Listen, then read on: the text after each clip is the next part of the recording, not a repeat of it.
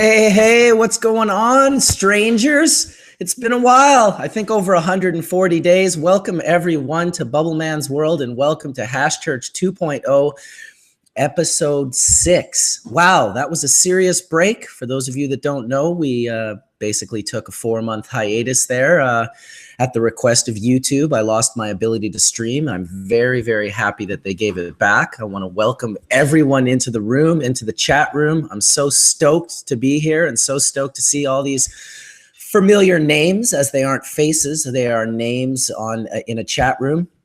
I'm going to get right to it and send off the link to the people who are waiting this morning for the link to come in and spend a little bit of time with us today. We're just going to do a couple of hours, I think, depending on the conversation, but I'm very, very, very excited to be back at Hash Church. I missed it, I swear, as much as you guys did.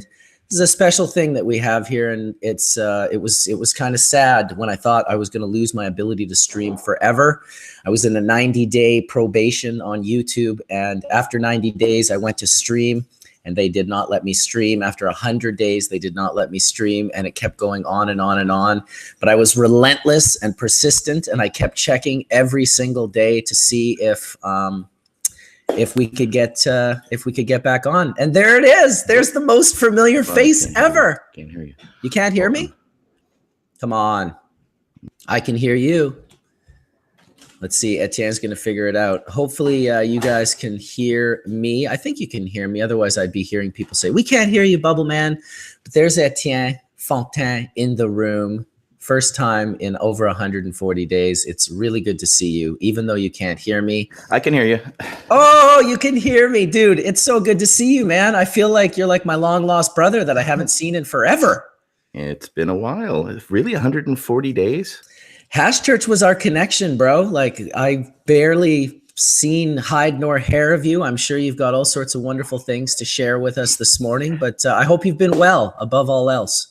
I have been well, and I hope the same to you. I see you've been traveling around the world, and definitely missed the opportunity to hang and to see what's going on, because it's also been my connection as well, because I've been underwater. I mean, it's been crazy. It's been legal here in California, and it's been insanity peppers, to say the least. We've got a whole new set of clientele and people who are coming through the door. So it's been, all kinds of craziness, but it's been a wonderful challenge and one that we've been able to live up to. And it's just, just trying to keep up with all the craziness. We still don't have permanent regulations here in California. We're still dealing in the temporary world.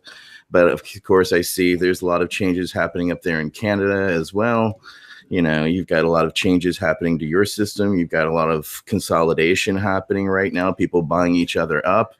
So it's been an interesting 140 plus days, to say the least. What have you been up to?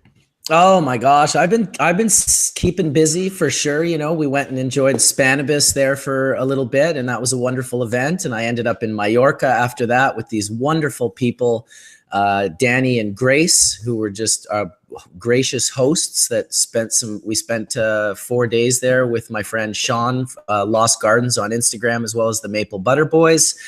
And then came home and have just been one opportunity after another. I'm actually in Toronto right now for the Lift conference, which has been going really well. It's a huge, monstrous conference. There's all sorts of people on both sides of the sort of invisible fence that invisibly divides us. I mean, for me, we're all in this cannabis industry together, but there's a lot of division. You hear, of course, the people who have licensed production facilities, not all of them, but some of them are feeling a little short-handed by the investments they've had to make, the hoops they've had to jump through, and how, of course, dispensaries don't have to jump through those hoops. So they're actually producing profits and selling products while, the other ones are not. But in the long run, there's good people on both sides. And I'm pretty excited to just see the industry growing every day. Welcome, Wade. How are you doing, brother? Hello, Marcus. Hello, Etienne.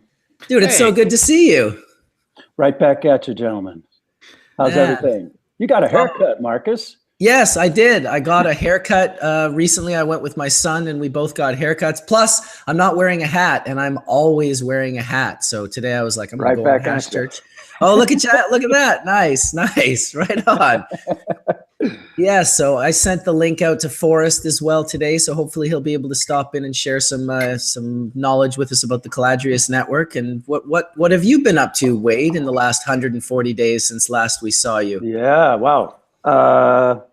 Caladrius Network. I have a new empathy for people who are in pain. I destroyed my back this spring and had emergency surgery 7 weeks ago today, which I thought I would never do. But the pain stopped immediately. The surgeon took bone off of 3 vertebrae and took material from 2 different discs in my back. And I have severe restrictions on activity for the next 6 months. So I'm not a farmer this year. I'm a person who's going to be helping people understand how to use cannabis as medicine and all the different ways that can happen.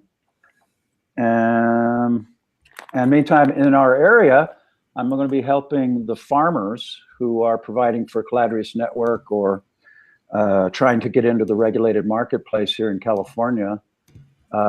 Any kind of help that I can offer them about how to fit into the regulated marketplace and succeed in it. Wow. So many barriers have been put up to especially small farmers having any chance at all in this new marketplace in California. It's really crazy. Well, you know what? As crazy as it is, first, go ahead, Etienne. Yes. It's just been a real frustration. You know, if we embraced 64 and the change that happened, and then the state, of course, created a lot of rules, and one of the main realities is they allowed for counties and municipalities to vote out cannabis altogether, and that has been extremely limiting across the board. So there's a bill currently in the state trying to allow for deliveries in areas where they're barred from having any type of distribution points in the sense of retail outlets. So it's been frustrating to watch many a farmer have to go back into the underground because of the inability to afford to come into this real world. You know, we had to bootstrap it ourselves, and we were one of the more successful ones, and it was still very challenging. So, you know, it's still frustrating for us that are able to, you know, move forward in this situation, but it's even more frustrating to see all those that were in the system and that were being successful now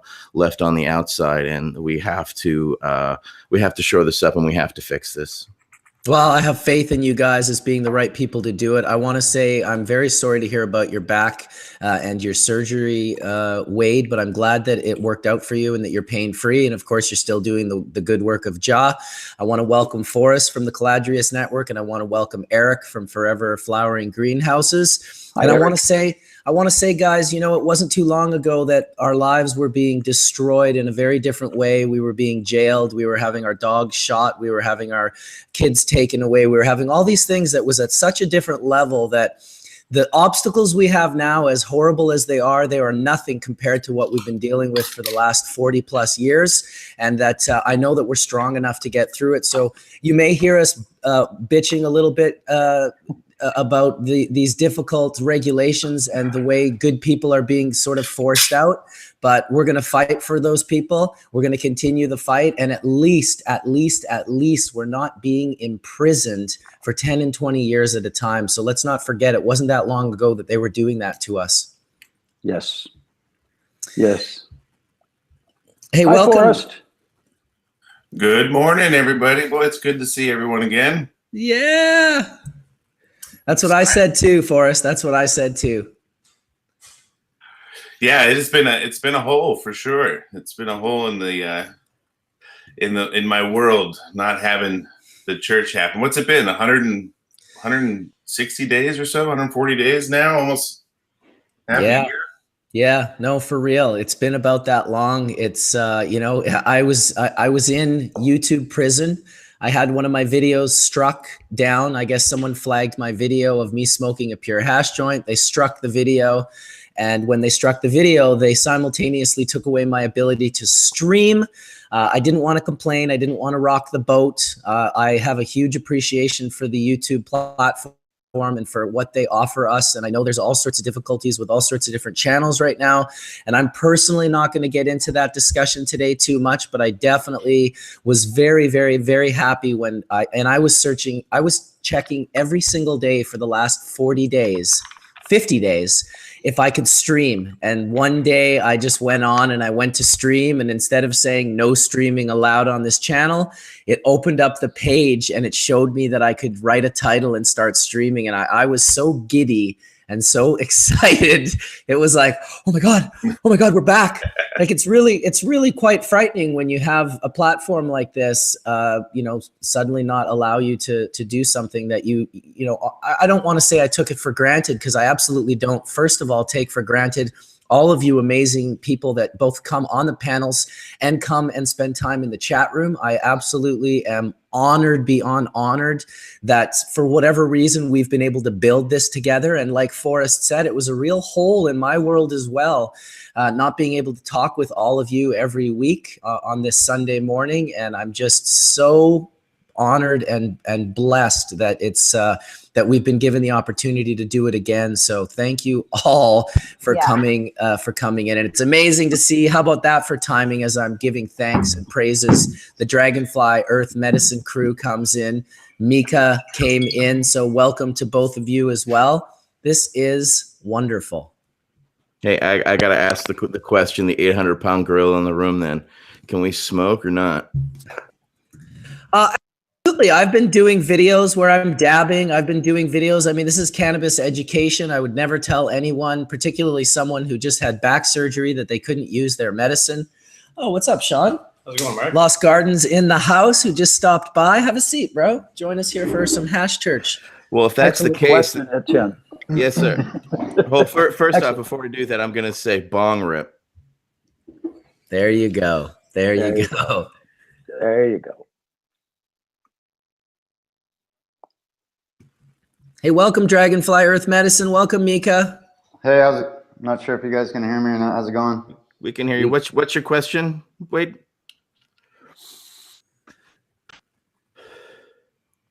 No question. Actually, it was an excellent observation. He'd shared at the beginning of our meeting that he was taken down because he was smoking, and here we are smoking again.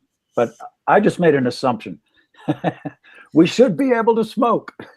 Absolutely. You know what? I'm not sure exactly why. I have all sorts of YouTube videos. There's been all sorts of drama. If you Google it, you can look into it. But I definitely am not trying to rock the YouTube boat, in the sense that I'm very, very happy with them giving us permission to do this chat again. I don't take Hash Church for granted. This is a very important platform, and I really realized how important it is when I was not able to do it for 140 days. And towards the end of that 140 days, I thought I was never going to be able to do it again. And so I'm just very happy to have all your smiling faces on the panel. And I'm looking forward to hearing everything about what everyone's been doing for the last 140 days. And I definitely want to hear Josh and Kelly's voice right now. Hey family, y'all. How's everyone doing? We are so happy to be here. I mean, I'm just elated. Thanks so much, Marcus, for getting this up and rolling. And we're feeling like it's a regular Sunday. We were like, I could barely sleep last night. So excited to see you. And a lot of love to you, Wade. You know, big healing, vibes to you. That's a big deal to go through that, but you can do it. We know you can. Yeah, many blessings on that continued healing. And Forrest and Etienne, and Micah and Eric and everything. Big up. Yeah. So nice to see y'all this morning. I just went to pass Sean my pen, and he pulls his own pen out. I was like, that's pretty cool. So yeah, I don't know. It's just great to see everyone. It's great to be back in this chat room here. We got 70s Mama and Woody and Melty Heads and John Maddox and AJ DJI. Damn, who has tears in their eyes? I'm telling you, this is an emotional. I have goosebumps. No joke. I have goosebumps. This is important. Yeah. The work It's that we've really been doing on here is important. Go ahead, Forrest. I was going to say it's really important. I think that one of your points as far as how important this platform is really critical. And it ties into why it was taken down to begin with. And one of the main things I think programs like this do, the work that we do at local and federal and our national levels, is help to break down that stigma that is tied with cannabis is inherently wrong. That there's something, just if you're involved with it, there's something inherently bad or dangerous with it. And that is dissolving a little more slowly than I would like, but it's still there. And it causes people to make decisions that are bad and against their best options for a quality of life. It causes people to ban in counties like we talked about here in California. Everyone's like, it's legal in California, but we have 85% of the counties still in a ban. And how do we change the community perception? How do we get to hearts and minds, right? We're able to share the work we're doing. We're able to put that into the communities. We're able to change the context of the conversation. And it's really, that's where we're at with cannabis is still, we need to put the work into the cultural shift of understanding instead of holding on to this false, dichotomy of sin that is somehow attached to cannabis and really anything that changes your mindset. We have this old dogmatic idea that equals sin and, or something bad. And platforms like this and some of the conversations I'm sure we'll get into are critical. I think the impact really can't be understated or overstated. That, it's by having this ability to get to so many different people, share what we're working with, have them working and sharing and speaking in their communities, that we really see the biggest chance for impact on that cultural shift. And it's that cultural shift that is holding us back in the places that we're still struggling for rights. Yeah, but it's people like you that have been, very much congratulations to what you have been doing in Sacramento to pass legislation to actually help others. I've been working behind the scenes with the Veterans Cannabis Council, and we've been actually we've got the first bill out of Congress there. We got the first bill actually voted out to allow for research regarding veterans. So there's a lot of things that a lot of us have been doing in the absence of being here that are pushing forward for positive change for all. Because, we can't just sit back and rest on our laurels, but it reminds us that, and seeing all these injustices of how much work we still have to continue to do. Even with your successes there in Sacramento, it's just a drop in the water compared to the watershed moments we need to have. So the ability for everybody who's watching to still get active and get involved is still in parallel. I mean, it's so important. It is so to continue to make this momentum stronger and stronger, like we've been able to show at least on the state, national, and federal front. But we still got 41 other states, as well as those with legal, still have things we all have to work out. And hopefully with this legislation coming up federally, which will supersede the the veterans bill that we had going through, will hopefully take it out of Schedule 1 altogether in the United States and allow for it to proliferate through all 50 states, so that maybe we can catch up to you wonderful people in Canada, since we're still so lagging behind. Yeah, we still need the help. I'm sure we'll get into that, but that's something that having a platform offers, is it's the ability to share with people what's going on nationally at the state level and here in the States and in Canada as well, what's going on there, so that we can steer people in the right direction. Because I know with stuff that we're working on, I meet people all the time. I mean, man, if I'd have known about that, I would have loved to participate or get groups together. And, well, how do we do that? And social media, the internet, connecting with folks is the most efficient and best way to do it. So I'm really happy to be here, Marcus. I appreciate the invite, and I'm excited. It's what we're going to get into here today. Well, I just want to add that although maybe in the government and in the federal situation, you guys are behind and Canada's a little bit of ahead, but I've always looked to the American activists as my point of inspiration in the work that you guys have done. I certainly don't feel that you guys are behind us in your activism in any way, shape, or form. You guys are the leading world activists, in my opinion, and we've always looked to you for guidance and for direction. So bless up. Yeah, that is true. And then there's the few Americans that made it up to Canada that are even like more wild because they're just like, I just want the best of everything.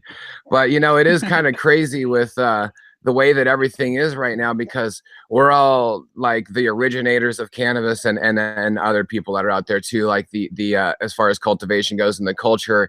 And many of us farmers are just kind of struggling to find our place. Meanwhile, there's $2.5 billion deals being signed all over the place, and 59 publicly traded companies here in Canada, and everywhere else you go in the world, you would just think it was totally legal, because the government and the large scale corporations are 100%, you know, acting as if, you know, they're publicly trading and making deals without even barely having any weed growing. So I think that we've always said this recently, I'd say in the last year, we really need to just stay in business, whatever that means to each individual, because each individual, that means something different. And staying in business with integrity. You know, all of these really large, it may seem like Canada's ahead, but what kind of ahead are we? It's a really interesting conversation, because all of these really large multinational, multi-international businesses now are totally joining forces with pharmaceutical companies, and they're going all over the world and they're making deals, and they're going to be getting cheaper flowers from Colombia, from Jamaica, from other places all over the world. They're not even going to be looking to Canadian growers for their flowers, Or American, because maybe this isn't such a great place to be able to grow the flowers cheaply. They want to go to areas that they can grow it cheaply, sun grown, and it really is going to be cutting out, you know, the small farmers. They've been having legislation and they've been able to set up business, but they haven't even given us our licenses, and we don't even know what's happening yet.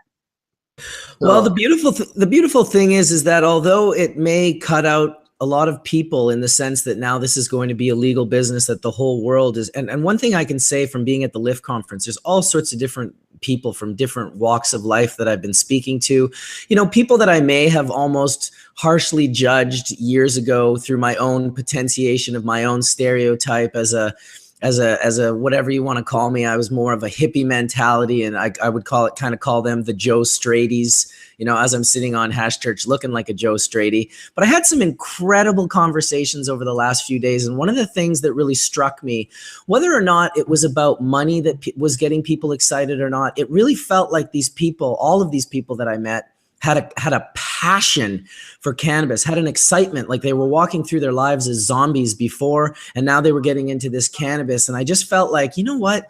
This is just going to be a good thing. Like, people are excited, you know, they were working in construction, or they were doing, you know, mining, or they were doing, like, they were working in agriculture, but with cows and chickens, and they were doing all these different things, and from all these different walks of life. And as I speak to each one of them individually and spend time with them, I realized that they're just people that are just trying to live their lives. They're just trying to do good. And now they have this cannabis plant. And I feel like if you're going to have cannabis in your life, you're going to be hard set not to have it put a positive influence into your life. You know, I've used it personally as a guiding light for a couple of decades now, almost 3 decades. And it was neat to see people for the first time turning on their cannabis flashlight, getting the batteries on and flicking that switch, because you can see it in their eyes. There's a real excitement. And I obviously hope that everyone that wants to be involved gets to be involved.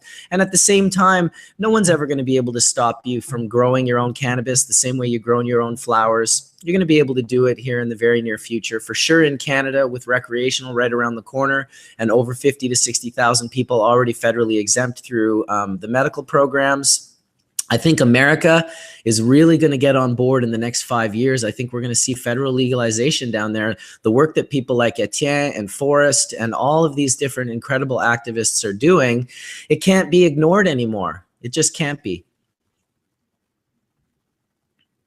Well, we were also forced them that they can't ignore us. That's the other thing, you know. Now the bill that we had 52 co-sponsors. That's been decades worth of work to get those 52 co-sponsors to put that on. So all this time, while people sit around bitching and complaining, we've been putting in the work by going down there and lobbying year in and year out, and putting in that time so that we not only had one, we had 52. And so now we have a constituency so strong that if they go against us, we can now shame them. Okay, this is a total shift in dynamics that we as veterans can shame them. And it's Memorial Day this weekend, so shout out to all veterans, including the drug war veterans, but especially those that have lost their lives, because that's what Memorial Day is, to remember those who have lost their lives. So don't forget those. You know, my cousin was killed in war, but I've lost countless other friends in this drug war. And I view them all equally, because it's all shameful what's actually happened to all of us. But it shows that, and constant reminders that we have more and more work to do. And if we don't do it ourselves, no one else is going to do it. So, why, that would look to be the one and only. Would that be the man himself? Monsieur Skunk? Oh, look at that. How many people just smiled when they saw that come on the camera? Welcome, Sam. Your mic's off, sir. Yes, I had to mute you, Sam. I'm sorry, but you can unmute yourself and say hi, because I know lots of people want to hear your voice. Oh my God! Oh, and not only that is I saw Nick Bradley earlier, and a shout out to the 22 vets a day kill themselves. So you got to remember that, people. The lot of stresses that we go through, and this is a very healing herb for all, including our soldiers.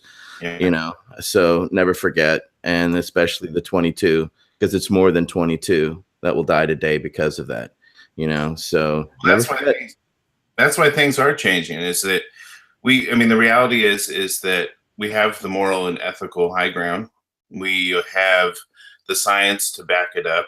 At this point, saying we have to wait for more science is really just saying I haven't read or looked at it at all. There's absolutely the science there to back it up. And what we have now is a group of activists all over the world that can articulate it in a different way, that kind of breaks down, again, what we were talking about some of the social, ideological, and dogmatic arguments of cannabis being bad because it makes you feel funny, so it's happening. The fight, and Etienne hit this perfectly, is where the urgency comes from with our group and with the veterans groups we work with. And I really see some of those two categories as some of the most at risk, is that we want the people to still be around when that day comes. We know it's coming, but we want as many people to survive to see that day as possible. And I don't think that it is really understood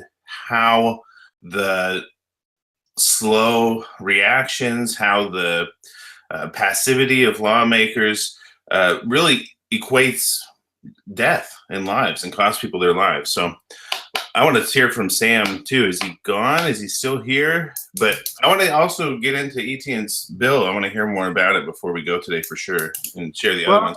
I know we're going to need support. I am here, and I wanted to pipe up about one subject, which was, will the future of cannabis be produced in places like Colombia and other places? Well, if you look at the cut flower industry, all of the flowers are produced in Malaysia, Kenya, Colombia, places like this. I mean, they sell 90% of the flowers produced in the industry. And there's a reason why. It's labor costs. And nobody can compete with that, to be honest. But have any of you ever worried about where your cut flowers come from? I mean, nobody cared. They want the cheap price. I mean, I see where they come from, because all the greenhouses in California are all old cut flower greenhouses that are now converted to cannabis or converting to cannabis. So, I mean, I've probably seen more cut flower greenhouses in the last year than I ever thought I would imagine. And Santa Barbara County has the most mixed light licenses in California right now. Well, I don't grind up my cut flower, extract it, and feed it to my 9-year-old kid. So that's true too. There's a different level of expectation. There's a different relationship. But for example, the cut flower industry also has a lot of organic growers, so the stuff is totally clean and safe. I think that we're going to be in a unique position, kind of like in the aromatherapy and essential oil world, where specific essential oils express themselves uniquely depending on the different regions that they're grown.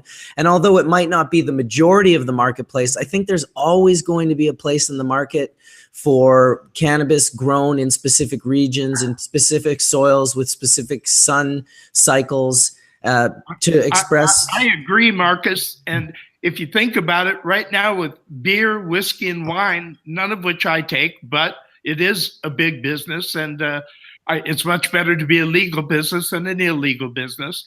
But you can buy it from any country in the world. You can buy beer from any country. You can buy wine from any country. You can buy whiskey from any country. And I look forward to when the future of cannabis is that way, that you can buy cannabis products from any country in any country. Oh, I would love to have the opportunity to buy Uruguayan cannabis or some of the other countries that are now starting to produce cannabis. I know a lot of those countries would love to have some of our California cannabis, but the reality is those other countries will be able to produce it for much cheaper and a better quality than what we'll be able to produce here in the United States. So imports will be something that will be considered just like anything else, regionally. In the winter, we get our fruit and our vegetables from, South America, all these types of regionalism that has, built their industries to accommodate the type of international food commerce and trade that is there. So eventually it'll be available. I mean, here in the United States, you've got, people like Humboldt and Mendocino that are trying to, start to label or constitute their label to protect themselves like Champagne did for the Champagne region, that anything that comes that has the name Champagne has to be grown in the Champagne region.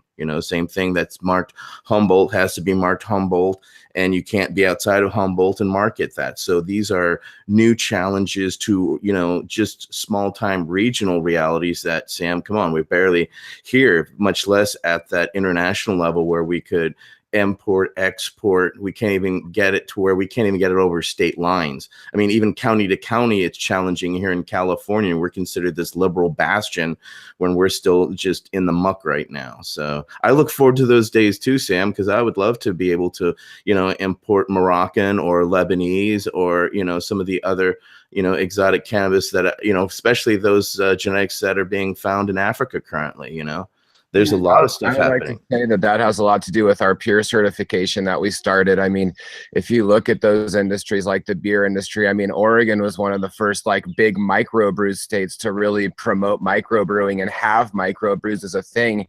And if you go into the stores in Oregon, I mean, it's an explosion of microbrews, and some of them are really, really successful and really amazing. So pure farmers and pure certified farmers are making a difference. They have their own unique, soils and brands, they tell their story, and it's more of like a farm to table, farm to seed, soil to table, soil to bowl, whatever you want to call it. It's people showing why they're not different. And when you go to those other countries, it sounds really exotic when you're here, but the minute you show up there, you find out that all the banned pesticides from the US are there, and who the hell knows what they put in their soil. So honestly, I don't want to smoke that stuff from that country because I know about paraquat and shit that's been sprayed all over Mexico. And until we go there or someone else goes there with some values and morals and says, oh yeah, no, these people are totally growing of nature, then now I can take that medicine and put it into my body for my 9-year-old. Which is the reason why we, as you all are saying, we need to join together more on an international level. We've been in the black market, and all of these really large corporations are joining together. They are talking to major companies. They are buying huge land shares of these greenhouses of cut flowers. They've already been doing this for years and set up for it. And I believe that it is imperative that we all join together and that we do have a louder voice, because our voice is the culture of cannabis. And we have to stay unique, because that's what they don't have, is something unique. Well, you got to hope that people from all different countries are being inspired by conversations like the ones that we're having, and that there's going to be people who do things on the highest level possible in all of these different countries. And of course, just like everything, there will be, many people who don't do it with the highest of integrity. That's just the way the world works. I compare it to, look at how many people wear non-organic cotton and eat non-organic food and buy the cheapest beers and wine and the cheapest cigarettes and the cheapest everything. So money is a big sort of controlling factor in the world, and we're kind of in a first world where we get to sort of be self-righteous, but where people are working their fingers to the bones for pennies. It's a really big deal to be able to save money where they can and buy things that are as inexpensive as possible. Of course they want the highest caliber, I'm certain, but some people, it's just not an economic reality for them. Also, too, the honest truth is that products are not grown organically in California. When they tested it, 60% of it had contamination from pesticides and fungicides. I mean, Jesus, pointing at the foreign companies who may or may not be more guilty. Why don't we clean up our own act first? That's been a challenge. Totally agree. And one that has been, that's why we started testing in the first place. That's why we had to reinvent the wheel so that we could know what's in there. But yes, it is still frustrating when, we test everything and everything was on my floor. We hope to set those types of examples to do things right. But it has also shown us over the last 19 years now how many people won't do it right. So that also shows that we have to be the stewards. We have to foster the environment. We have to be the integrity leaders that show people. Otherwise, you're just tossed in with the mess of it. We're not setting the example that needs to be set. And it's hard. It's expensive. It's not fucking easy. But if you want to do it right, you have to do it right. And it's well worth doing it right.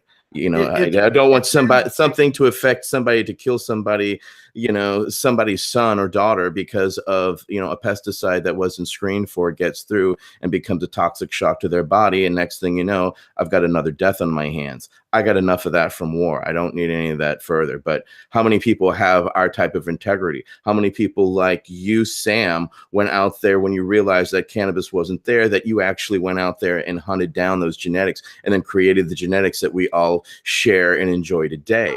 We need more people. I also tried to help people have an alternative with my pest and disease book to try to show people you don't have to use poisons. There is a higher road. That's an amazing book, by the way, for anyone that hasn't checked it out. That is definitely some, you want to take a course in cannabis pests and diseases, that book is the one.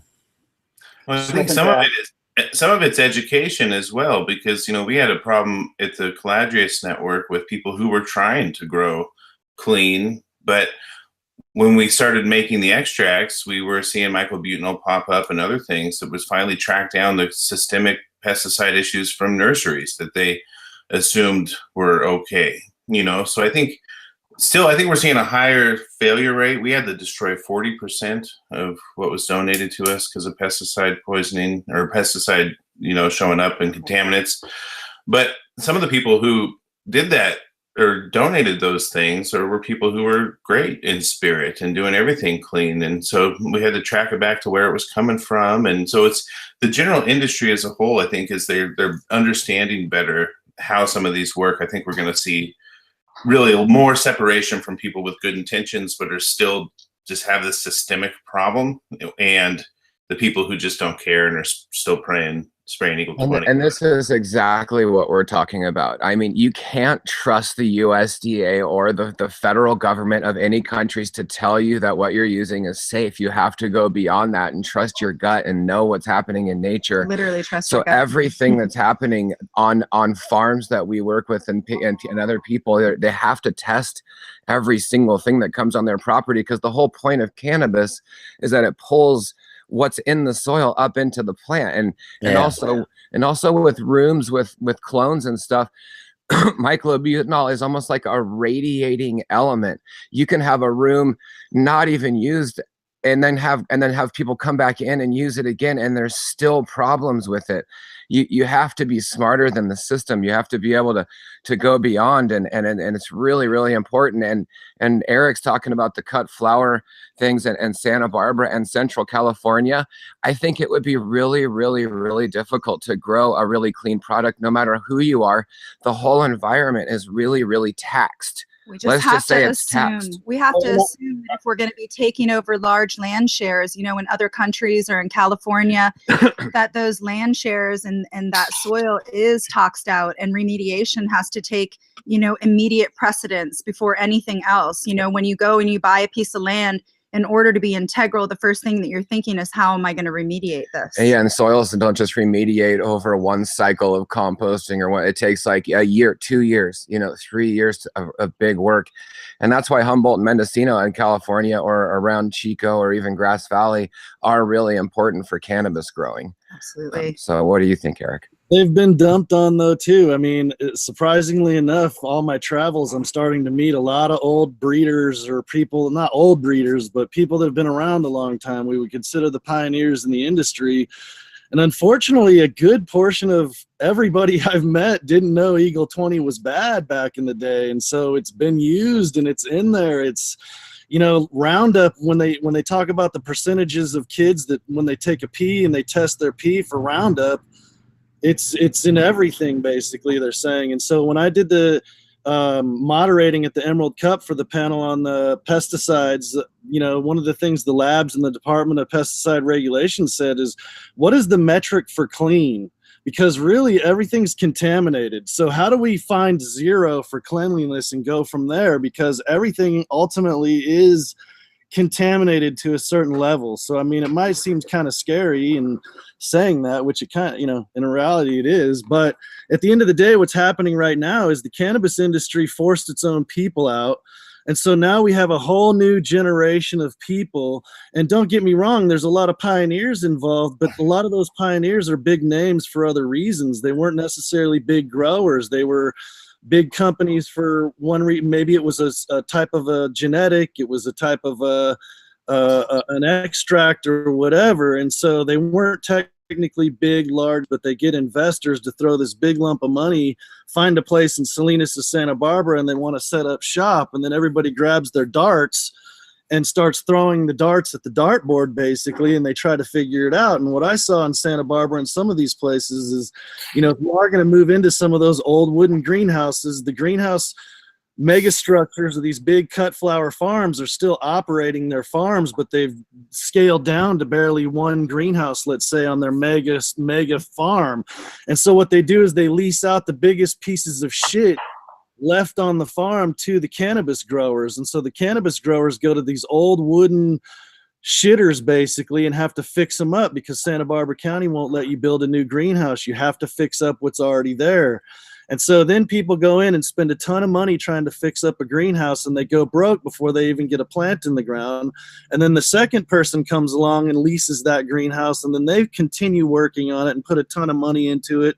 They go under, and then the third person gets to move in, and the third person's actually stoked because the third person, has all this shit done that the first two people ran out of money trying to accomplish. So, I mean, it's really funny to see how much money is going into everything, to the people throwing darts and the big names that really might not be the people to scale up, but the investors want to run on the big name. They don't necessarily know that the clean, beautiful flower is what's going to make the win, but rather cling to the big names. And then all the other people that couldn't get permits, all the people that know what they're doing, that's been educated, are pioneering, family members, so to speak, are left without permits and kind of in the dust. And now who are they?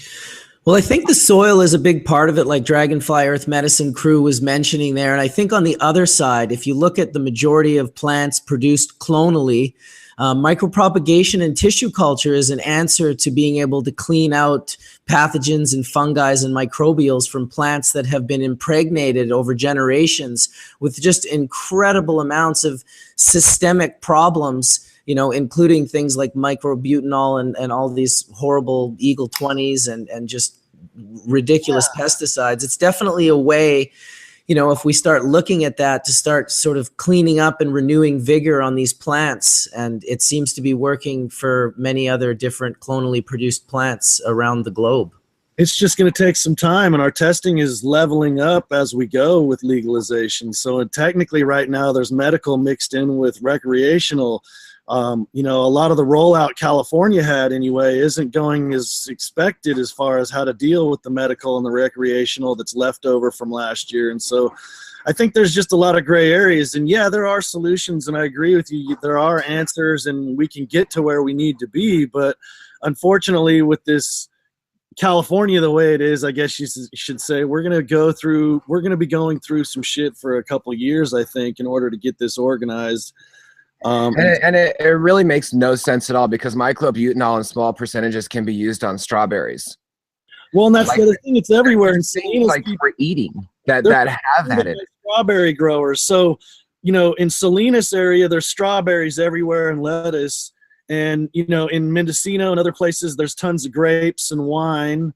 And then when you go to Santa Barbara, there's tons of avocados. So one of the greenhouse facilities I was at was, a major greenhouse facility with 5 different farms, or 4 at least, on the same property. And the neighbor next door was about to spray with a helicopter avid on his avocados, because that's what they do once a year. So, over here you got the orchid grower with their exhaust fans blowing out this way towards the cannabis grower, the neighbor that literally has his branches of trees hanging over the fence going, I'm about to spray avid on my avocados. I do it once a year, and everybody's trying to do these sealed greenhouses, sucking in all this air and blowing it all out. And I can't say that passive would solve the problem either in some of those situations, but I mean, everybody's kind of in fear, if you don't have a permit and you're about to jump off, you got these people that are permitted, and they don't, it's just a whole coming unglued situation right now, and how to sort it all out with the speed of lightning that needs to get done, because investors want to see returns now, and they want to see the money coming back. And everybody, like I said, with their dart throwing capabilities of, resorted to 2-gallon pots or 1-gallon pots, kind of see a green. And maybe it's going to be organic or not, but we all know that it's not going to be living soil or no-till or anything like that. So, I mean, the organic word's definitely, like you guys know, Kelly and Josh, the word organic is watered down. And, organic produce from other countries isn't organic, even though it says it is. It's just not. So, I mean, what's the level of cleanliness that we can go by, I guess you could say. And it might just have to go for where you are and your farm and your personal situation in order to do that, because the conglomerates are going to have a tough time. That's why it's all extracts anyway. But as Forrest was saying, a lot of the extracts get thrown out. And I heard some people up north are taking the approach like the chemical company, dilution is the solution. And this isn't even a conversation about glyphosate. That's a conversation that nobody's even having. We have to test, all of our inputs, for our products, and that's like a really long list of herbs. And we go to areas all over and try to find small farmers, and then we're testing their glyphosate levels. And even though, and that's outside of the realm, because, the USDA feels like glyphosate can be put in a baby bottle and babies can drink it. They don't see it as something that's totally toxic. You have to get a separate test. But we know over prolonged use that it kills soil microbiology. And if we're killing soil microbiology, then we're killing all of the microbes inside of our gut. And then that just takes away our intelligence. And I feel like, the glyphosate conversation is something that hasn't even been talked about, because it's not something that they're testing for in cannabis, testing for it in, all of our organic fruits and vegetables. I didn't really realize that they didn't test for molds in Oregon, or was it Washington or Oregon? I was reading some stuff, and there was somebody that opened up a bud out of a dispensary and it was covered in mold. And I guess, it's not something they test for up there. Is that true? Yeah, they're not testing for any kind of molds or fungi at this point right now because they can't differentiate the DNA between them. So, you know, whatever counts, like say lactic acid bacteria, there's 36 or even more different types of species of lactic acid that floats around in the environment. If it lands on your flower, it's really only a beneficial to us, but it's still going to come up as a negative on the test. They can't differentiate the DNA species, so they've done away with it. And actually, that's not true. They can differentiate. Kevin Mckernan. Oh, they can, but they're not doing it, is what I'm saying. It's a very expensive test. They're not doing it, but they can. Yes, they definitely can. And they aren't doing it, I think, because of the cost of that test. And maybe you have something to say about that. Kevin McKernan's going to come in later on today as well, Sam. Okay, I'll let him deal with it. Yeah, he said he should be popping in a little bit here, so hopefully we'll be able to pick that up when he comes in and ask him about that, because that's definitely very, very important that they're testing for these things. Yeah.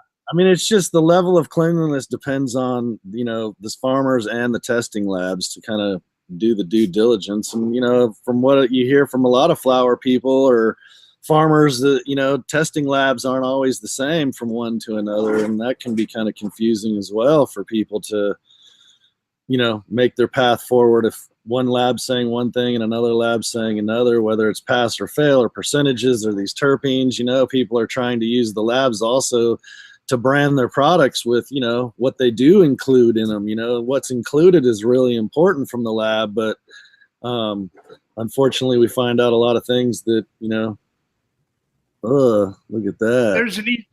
There is an easy solution for that, which is they all have to use the same testing protocol, and it gets checked by an independent agency.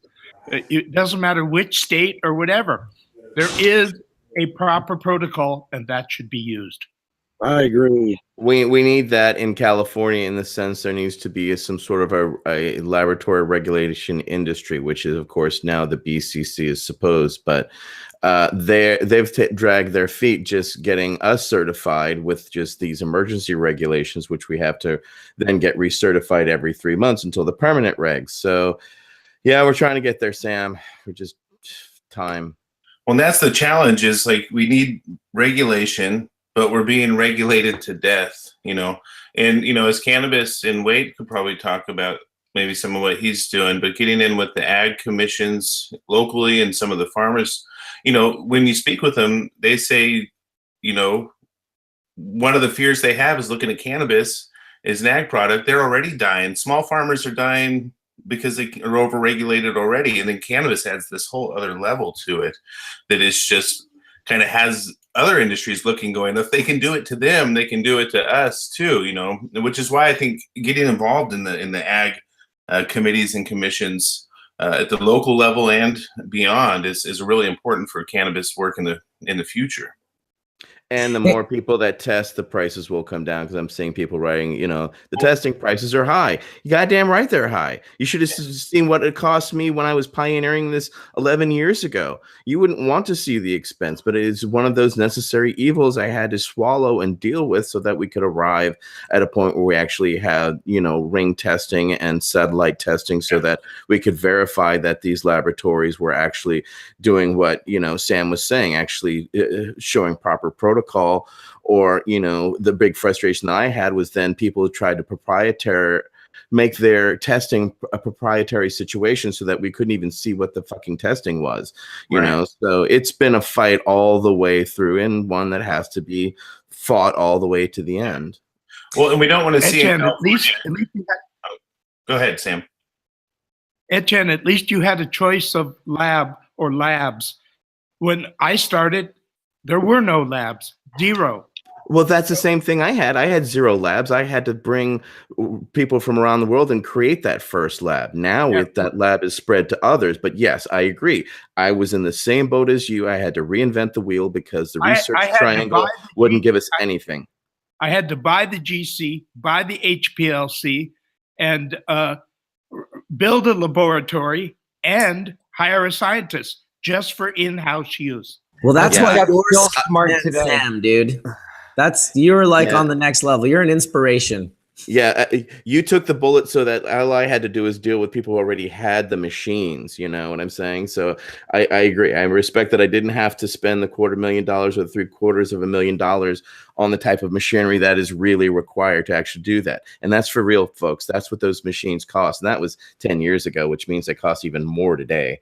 I just want to add that the photo I was holding up while we were talking, this is a macro photograph of powdery mildew. So for those of you that have never seen powdery mildew up close, it looks like little bug bodies. They just stack on top of one another and they create these long sort of strings, and you can see the size of them versus the size of the glandular trichomes. They're quite thin and quite small, but they get everywhere. They wrap themselves around the resin. There's no escaping it. It's definitely a bad scene. And in the photograph, does it penetrate the resin, or can they be separated? I haven't seen it penetrate the resin, Sam, but how is that for timing? Kevin Mckernan's in the room, and we're talking about microbials and being able to test to decipher the difference between, and we're showing a macro photograph of powdery mildew right now from my Instagram account. Oh, wild. Yeah, I'll send it to you if you like. Yeah, absolutely. Little mycelium, huh? That's it. And welcome back to Hash Church. First one in 140 days. Yeah, look at that. You grew a beard, huh? Well, you know, I've been busy. Wow. So you're not getting kicked off YouTube like everyone else, huh? Is it the church in the name? Yeah, I don't know. I've just been really not rocking the boat. I haven't made any videos talking about it. I've heard people making videos to talk about it and getting their channels deleted. So I'm just praying that we make it through. You know, I've just this more than anything, my channel is great and fun, but really this particular show with all of you people being able to come in once every Sunday to me is the most valuable thing, and I'll do anything to protect it. D2, there's a decentralized version of this that's now sitting on the IPFS that's like uncensorable. It's a good, keep your videos in case they, you know, they try and kill I'm it. backing them all up. Absolutely. And welcome D420K to the room, dude. What's going on, man? How's it going, everybody? Bong rip, mother lovers. That's what I'm saying right there. So there's a right away. 400 people in the room waiting for you to say that. Bong rip, mother lovers. Let's fucking do this. I swear. Oh, that's awesome. There's the book, House of Harlequin, or House of Laughter, Hemp Diseases and Pests Management and Biological Control. That's the book you want to look up. Yeah, J.M. McPartland, R.C. Clark, and D.P. Watson. It's a serious, serious book right there. It's a heavy book. And it's an expensive book. It ain't cheap. No, but it's one worth supporting. It's the real deal. Thank yes, you, but Sam. that product, I mean, if you look at the cost of the knowledge and the knowledge that's in it, it is priceless. It is well worth any expense that's there if you want to do things naturally and properly. Thank you, Sam, and thank you, Rob Clark, for showing us how to fucking do it right. Bless you. I get asked all the time, like, hey, what are you reading and what's the book? And it's like, well, it's $260 and it comes out of this university. A lot of people don't want to spend it, but, you know, if you really want to learn, those are the books with the information. They're not cheap. Also, John McPartland contributed to that book probably as much or more than me and Rob. Rob took the pictures. I had the hands-on practical knowledge. And John had his nose buried in libraries and research things to find all the information that I didn't know and Rob didn't know. But together, the three of us were an unbeatable team. Did any macro photos end up in that book? I don't remember, to be honest. I don't have a copy with me. Yeah, no, I can't remember either. I think I sent some for some reason, but I can't keep up with which ones get in and which ones don't. So it is a great book, regardless of any macro photographs. The information in it is, I mean, it's a resource that you just, if you're growing cannabis and you're dealing with pests and diseases, which you are, if you're growing cannabis, you're going to want to have this information in your library. And it's only in hardback, as far as I know, right, Sam? I've never seen it in softback, no. Paperback. You almost need to come out with a ringed copy so that you could easily turn the pages, just in case you come up with another one there, Sam, in the future. More a reference book than a a grower's hands-on manual in the greenhouse. But yeah, we thought about it, but we just didn't do it. I want to speak about the testing thing again. Oh, I was on mute. I had to step out for a minute, but the other night I heard, I was in a conversation with a fellow who was one of the pioneers in the organic food movement, who lives here in our area. And he had many things to say, but one of the things he pointed out is that there are more than 1,000 chemical compounds that are certified for use on food products in California. And all of them have to do with controlling pests or diseases. And meantime, how will we ever ask our labs to be able to test for that many compounds in cannabis? I really want to suggest that Dragonfly Earth, you guys have nailed down to me the real concept about how to do this, which is to know your sources, know all the inputs to your garden. Over time, you can remediate your soil and the environment you're in. And by making your own inputs, you have a fair sense of knowing that your product, the material you're producing, will in fact be free of contaminants. And then it's a matter of building a backstory behind you and your work and what you're producing that makes it worth it in the agricultural market. Because if tomatoes is a good example. In California, there are people who grow tomatoes. They get paid 14 cents a pound for their tomatoes. Of course, they're selling it in 40,000 pound trucks. There's other people who get paid $4 a pound for their tomatoes. And I suggest that cannabis has a much wider discretionary marketplace, if you will, for what we call top shelf. But when you start talking about medical need, for me, it's really about the producers have to know what they're doing. That's why that book is so important to me, Sam. Thank you. So that you know when you offer some oil to one of these families, you know that it's going to be free of contaminants. Even if it's been to the lab and it's tested for what's there, they're only testing for 20 some different pesticides. I don't remember. We can test for 39 currently, but out of the 1,000 and some correct, certified in California for use. Correct. In agriculture. But 10 years ago we had 0. Okay, so that shows you the length and time that science takes. It's not fast. Kevin can speak to it very, very precisely. Science can't be rushed. It has to be done. It has to be replicated. It has to be done properly. And so each year we're able to add other pesticides as we get them, and then the laboratories can quantify, or they can get the actual standards to actually quantify, and then it's then added to the list. So then we have 40 that we can test for. But it shows you, and that should give you and everybody an idea of the drop in the water we're still dealing with, and we're supposedly doing it right.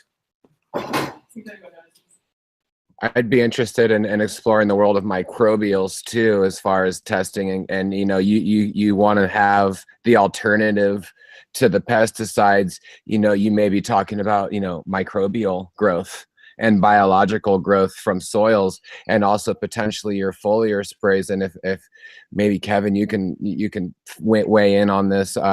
Is it hard to tell the difference between probiotic microbials and pathogenic microbials, or trichoderma and botrytis? Yeah, so that's a good point. And Kyle Boyer just did a great webinar on this with the CAN group last week. I'll try and forward that link around on this. But trichoderma is key for getting rid of aspergillus. I mean, the problem we have is it's really not in California anymore. California put regs down that are very species specific, so that you're not getting penalized for using beneficial microbes. But in many states that are still following the AHP, they have language in there that looks like it forces you to use Petri films, which can't discern the two. They try to count things in colony forming units, and so you really can't discern trichoderma from aspergillus from these other harmful ones. And the other thing that we ran into very recently, we were doing a lot of sequencing with DigiPath Labs in Nevada, trying to figure out when molecular techniques differ from the actual plating that happens. And what we were finding is there's a lot of Ralstonia that shows up. And Ralstonia is is a bacteria that lives inside of a fungus. So it's an endofungal bacteria. So when you try and plate this, you might get a mold colony, but you could have 1,000, of these pathogenic bacteria in it. You won't be counting those when you start counting colonies. And so this thing also makes what's known as a rhizotoxin. And so it's both a human pathogen, it causes plant wilt, and it also makes a mycotoxin. So it's a pretty nasty thing. And it sometimes evades a lot of the culturing techniques because it likes to hang out inside of other fungi. And Kevin, is the bacterium It does clump a lot. Is the bacterium itself damaging to humans, or is it yes, just there's something called it has a disease name that's like Ralstonitis or something, where Ralstonia gets into their lungs. And so it can be infective. There are some cases of illness from this. I don't know that anything's been tied to cannabis-derived illness, but they have seen it in hospitals. And so it's usually with like cystic fibrosis patients or cannabis patients. I'm sorry, cancer patients. So it can have some human health, and it can make the plants have some wilt as well. So we probably got to pick that one up and make sure that we can discern it from fungi. It does infect Aspergillus, and there's a list of like 20 different fungi that it does infect. And when it infects them, it makes them clump and form these chlamydia spores, which is one of these survival modes that the fungi go into. And that alone can make them really difficult to quantitate, because once the fungi start to clump, when you put them on plates, you can't tell one colony from 1,000. It's like a big snot that lands on them. So I think that's really key for the whole pesticide things. I'm not very well versed on all the pesticide limits that have been put in place yet in California, but I do know people were debating on the parts per million and the parts per billion. But one thing we do see is a lot of fungicide use, and we're worried that people are being driven to use fungicides because these plating systems often give you false positives and tell you that you have fungus when you don't. There's a lot of bacteria that grow on these plates, and you can't really discern them from the fungi. So, if you're using Bacillus and Trichoderma, those could end up giving you false positives on these culturing systems, and that would signal to growers, hey, you should use more fungicides because you've got a fungus problem, when you really have just a Bacillus problem, and Bacillus is actually probably your best thing to fight against it. And the Trichoderma, are they actually using that in the soil or on the plant? I don't know how folks are using it. I'm assuming it comes up from the roots, because I think it's meant to be helpful for nitrogen fixation. That was my next question. How does it get on the plant if it's only applied in the soil? That's how we used it. Yeah, so a lot of these things, when they get into the roots, they actually vascularize. Like Fusarium gets into the roots and vascularizes all through the xylem and phloem. And we've been doing biopsy works throughout the plants to figure out can we pick it up in the leaves, or do we have to do core preps, where you take a hole punch out of the stem to see if you can pick it up from there. But it does seem to be following what you guys were writing about in that book, which is it comes in through the roots. And if you do stem preps, you can pick up Fusarium, much more of it than you can if you try and sample it out of the leaves. I think Bacillus, though, to your point, Sam, is that they are they tend to spray that one on. That's more like a foliar spray for a lot of plants. I see that like in products called Serenade. It's something that you'll find in the garden stores, which is a Bacillus that you spray on plants. So yeah, they can be in different places, and sometimes they're vascularized and sometimes they're not. We had a few cancer patients die in California. Do you remember that, Etienne? It was last year, I believe. From fungal infections. Was that Aspergillus, do you know? It was 2 of them, yeah. So they were concerned about Aspergillus, Mucor, and there's a couple other in that paper. I think Thompson is the one who published that paper. I'll try and see if I can get that link for everybody. And that's why we wanted to test for pesticides. I mean, not only pesticides and herbicides, but also for fungus, because remember back in 2006 when I got an upper respiratory infection, we used all our organic leptic testing to, that from our visual standpoint, and I still got sick, which means there was something microbial there that we couldn't see. So that's why, and one of the reasons why it takes so long is because it takes 72 hours for a plate test, people. That means they have to take it, they have to put it on a plate, and it's got to sit there for 72 hours incubating so then it can pop up. So just to have a quick 24-hour test isn't. Well, that's not really how Kevin does it. Kevin does it El Quico. Yeah, I we do understand that. I'm just giving a layman's term for people. Yeah, we're using DNA to try and find those things. And there was another one in Bakersfield, actually, that just came out this year. There was an outbreak for cryptococcal meningitis in a Bakersfield dispensary. The patient didn't die, but the patient got hospitalized with a lung infection that eventually ended up getting to her brain. And so that's one that we probably have to add to the list because it has been seen in a lot of HIV patients. And it's one that is not currently being tested for. Went back, I think they took 9 more samplings from the dispensary and found it in almost all of them. But this was a patient who was going in and buying the cheapest blunts that they should, like the pre-rolls, and they were more or less that was their habit, is it always went there probably 3 joints a day, and they were constantly getting kind of the bottom of the barrel pre-rolls. So note to self. The other thing is I think that we're going to be seeing way more fungal infections and way more bacterial infections of pathogens on both humans and plants. We're seeing it in soils, excuse me, the more and more soil tests that we're getting back, from all of these farms all over, is the aluminum rates are going through the roof. The iron rates are going through the roof. These heavy metals that we're dealing with are so vast, and all of the phytotoxins and chemicals that are happening are killing our microbiome, not only in our own body, but also on plant life and in the ecosphere. So I think that it's really important that while we're still looking at and defining all of these different pathogens, we need to also be looking at beneficials and defining beneficials and how they can be helpful. Because I don't think that no matter what kind of science that we can throw at it, the most important thing is that nature is going to take care of itself, and she has over and over again. And I believe that, that's the real solution and answer. Is there an Alquico way to do the DNA testing? Because that seems to be the most effective way to discern between pathogenic and non-pathogenic. And with Bacillus itself, I mean, there's 1,000 different, that's just a number I'm throwing out, but many different strains of Bacillus. We know that Bacillus is in the soil. We know that Bacillus is good in our intestines and lower intestines. And we have Bacillus in our natural mystic sprays, and we find it really beneficial, but it can turn out to be a positive. So in general, I avoided using sprays because of the false positives that were coming up for beneficials.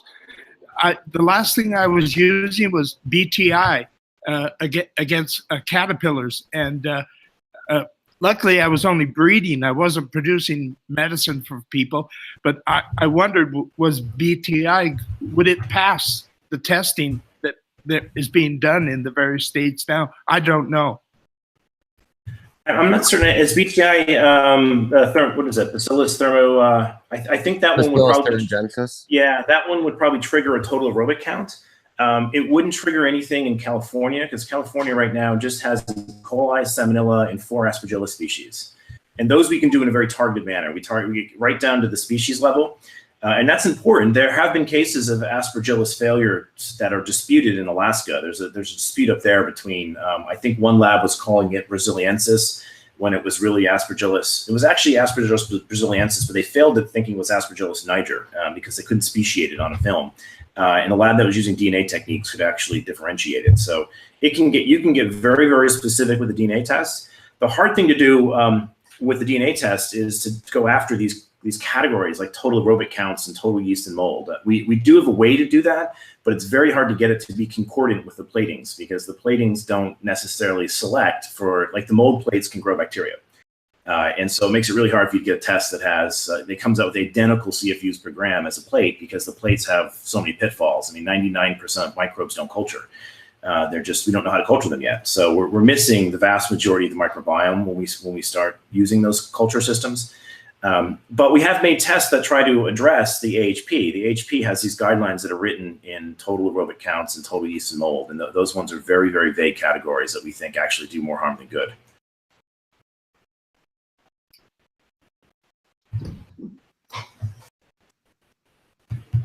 Excellent conversation, guys. Really, really enjoying the in-depth conversation on testing and bacteria and just the health of cannabis in general. It is definitely a phytoremediative plant. It can pull things up out of the soil. There's no doubt about it.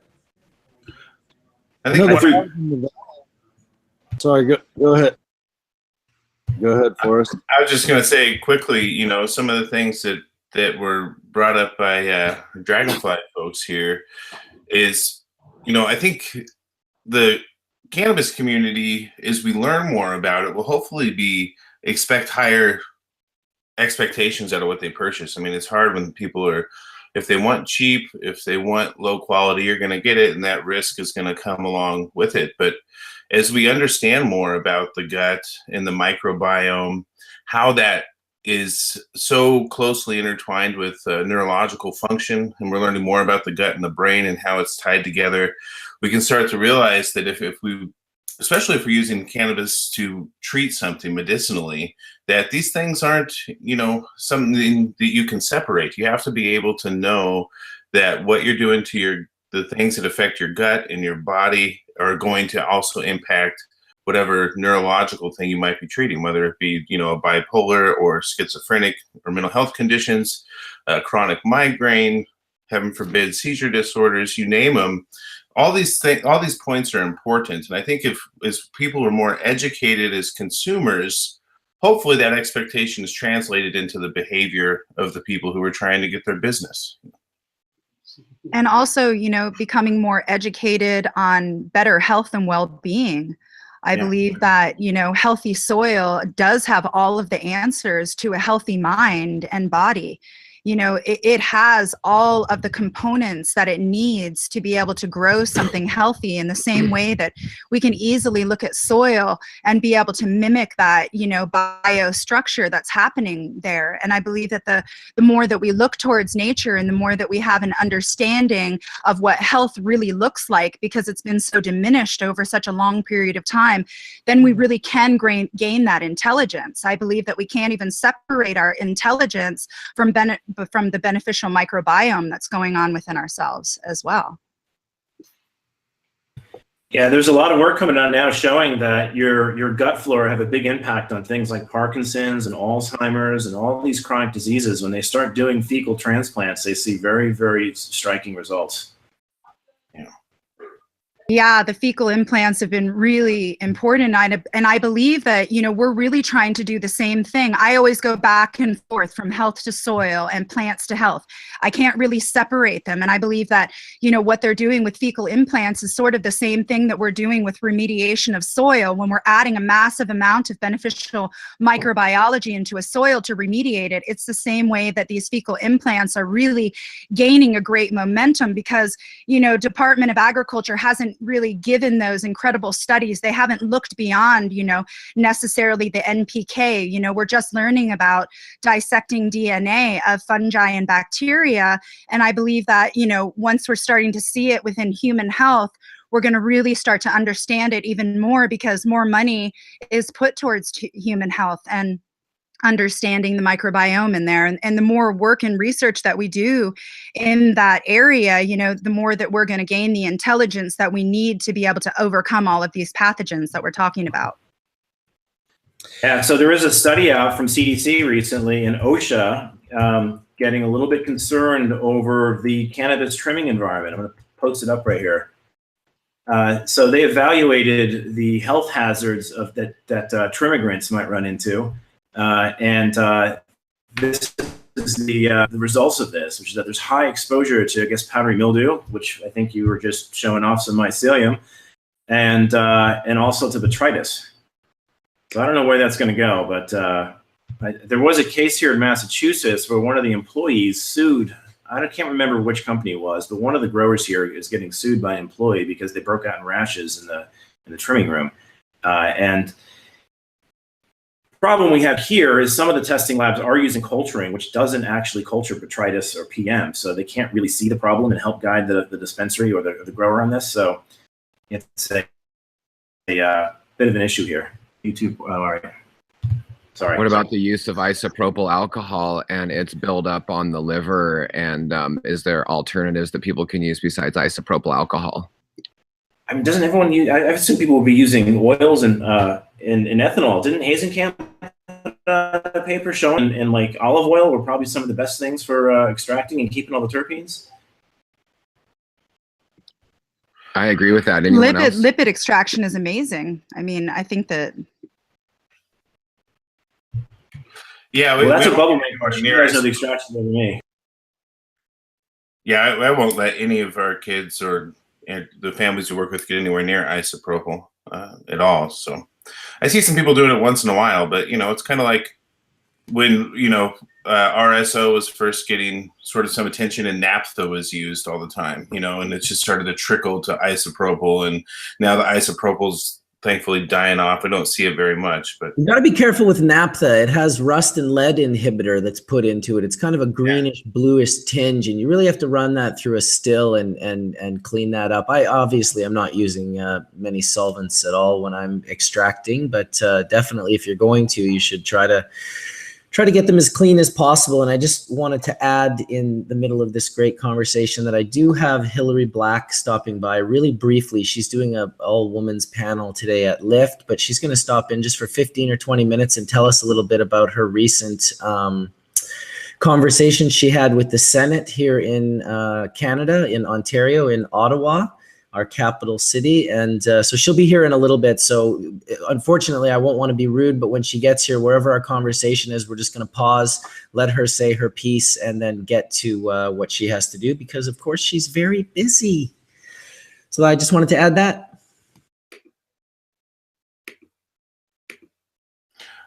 Awesome. Yeah, it should be good. Should be good. I'm always, and what about you, Micah? You have anything to add today? You've been very quiet, but I see you there sitting and listening and feeling intrigued. Yeah, no, the conversation is good. I was having some computer issues there for a while, so I missed the front half of the conversation. But can you guys hear me all right? Or absolutely. Okay.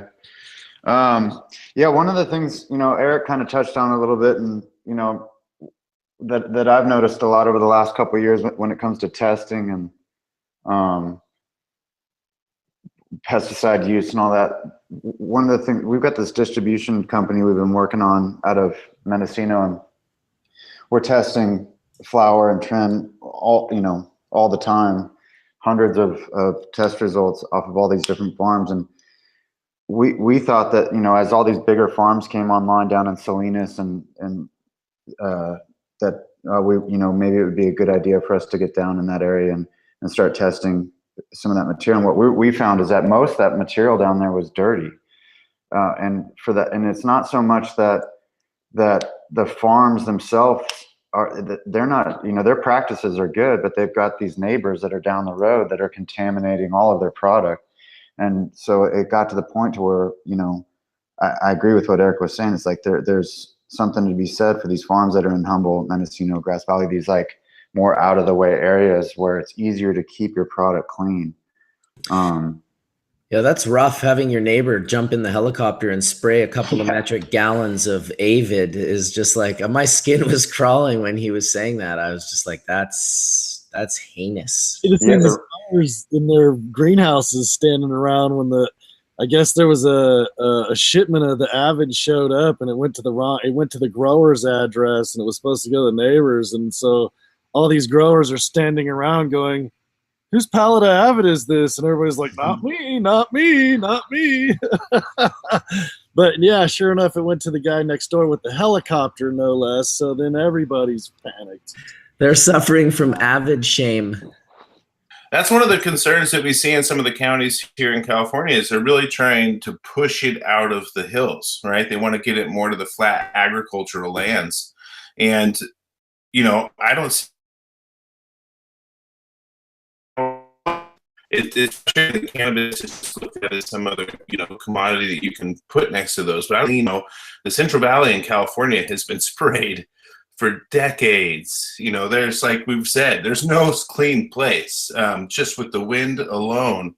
And this whole push to get it sort of out of the hills, one of the reasons that the cannabis is so clean, just like was just said, here in Nevada County and up in Humboldt, Mendocino, is that there isn't that sort of other agricultural farmland that has a culture of just spraying whatever. It's been nasty. So I hope that people who are in those counties, when they start to hear that push, understand how that push to kind of uproot the culture of cannabis in the hills of Northern California is also going to equal to a really difficult time sourcing and finding the quality of cannabis and clean cannabis you need, because it's going to take years to clean up some of these places before I would touch what's being grown there. Yeah, but then you've got places like Calaveras County that open up their doors and then shut their doors. So that's where do these people go? You're literally, through prohibition of localities, forcing these people into going into Central Valley, into going into the regular agricultural areas because of the fear of prohibition or whatever the hell happened in Calaveras County, which, it should be a wake-up call and a realistic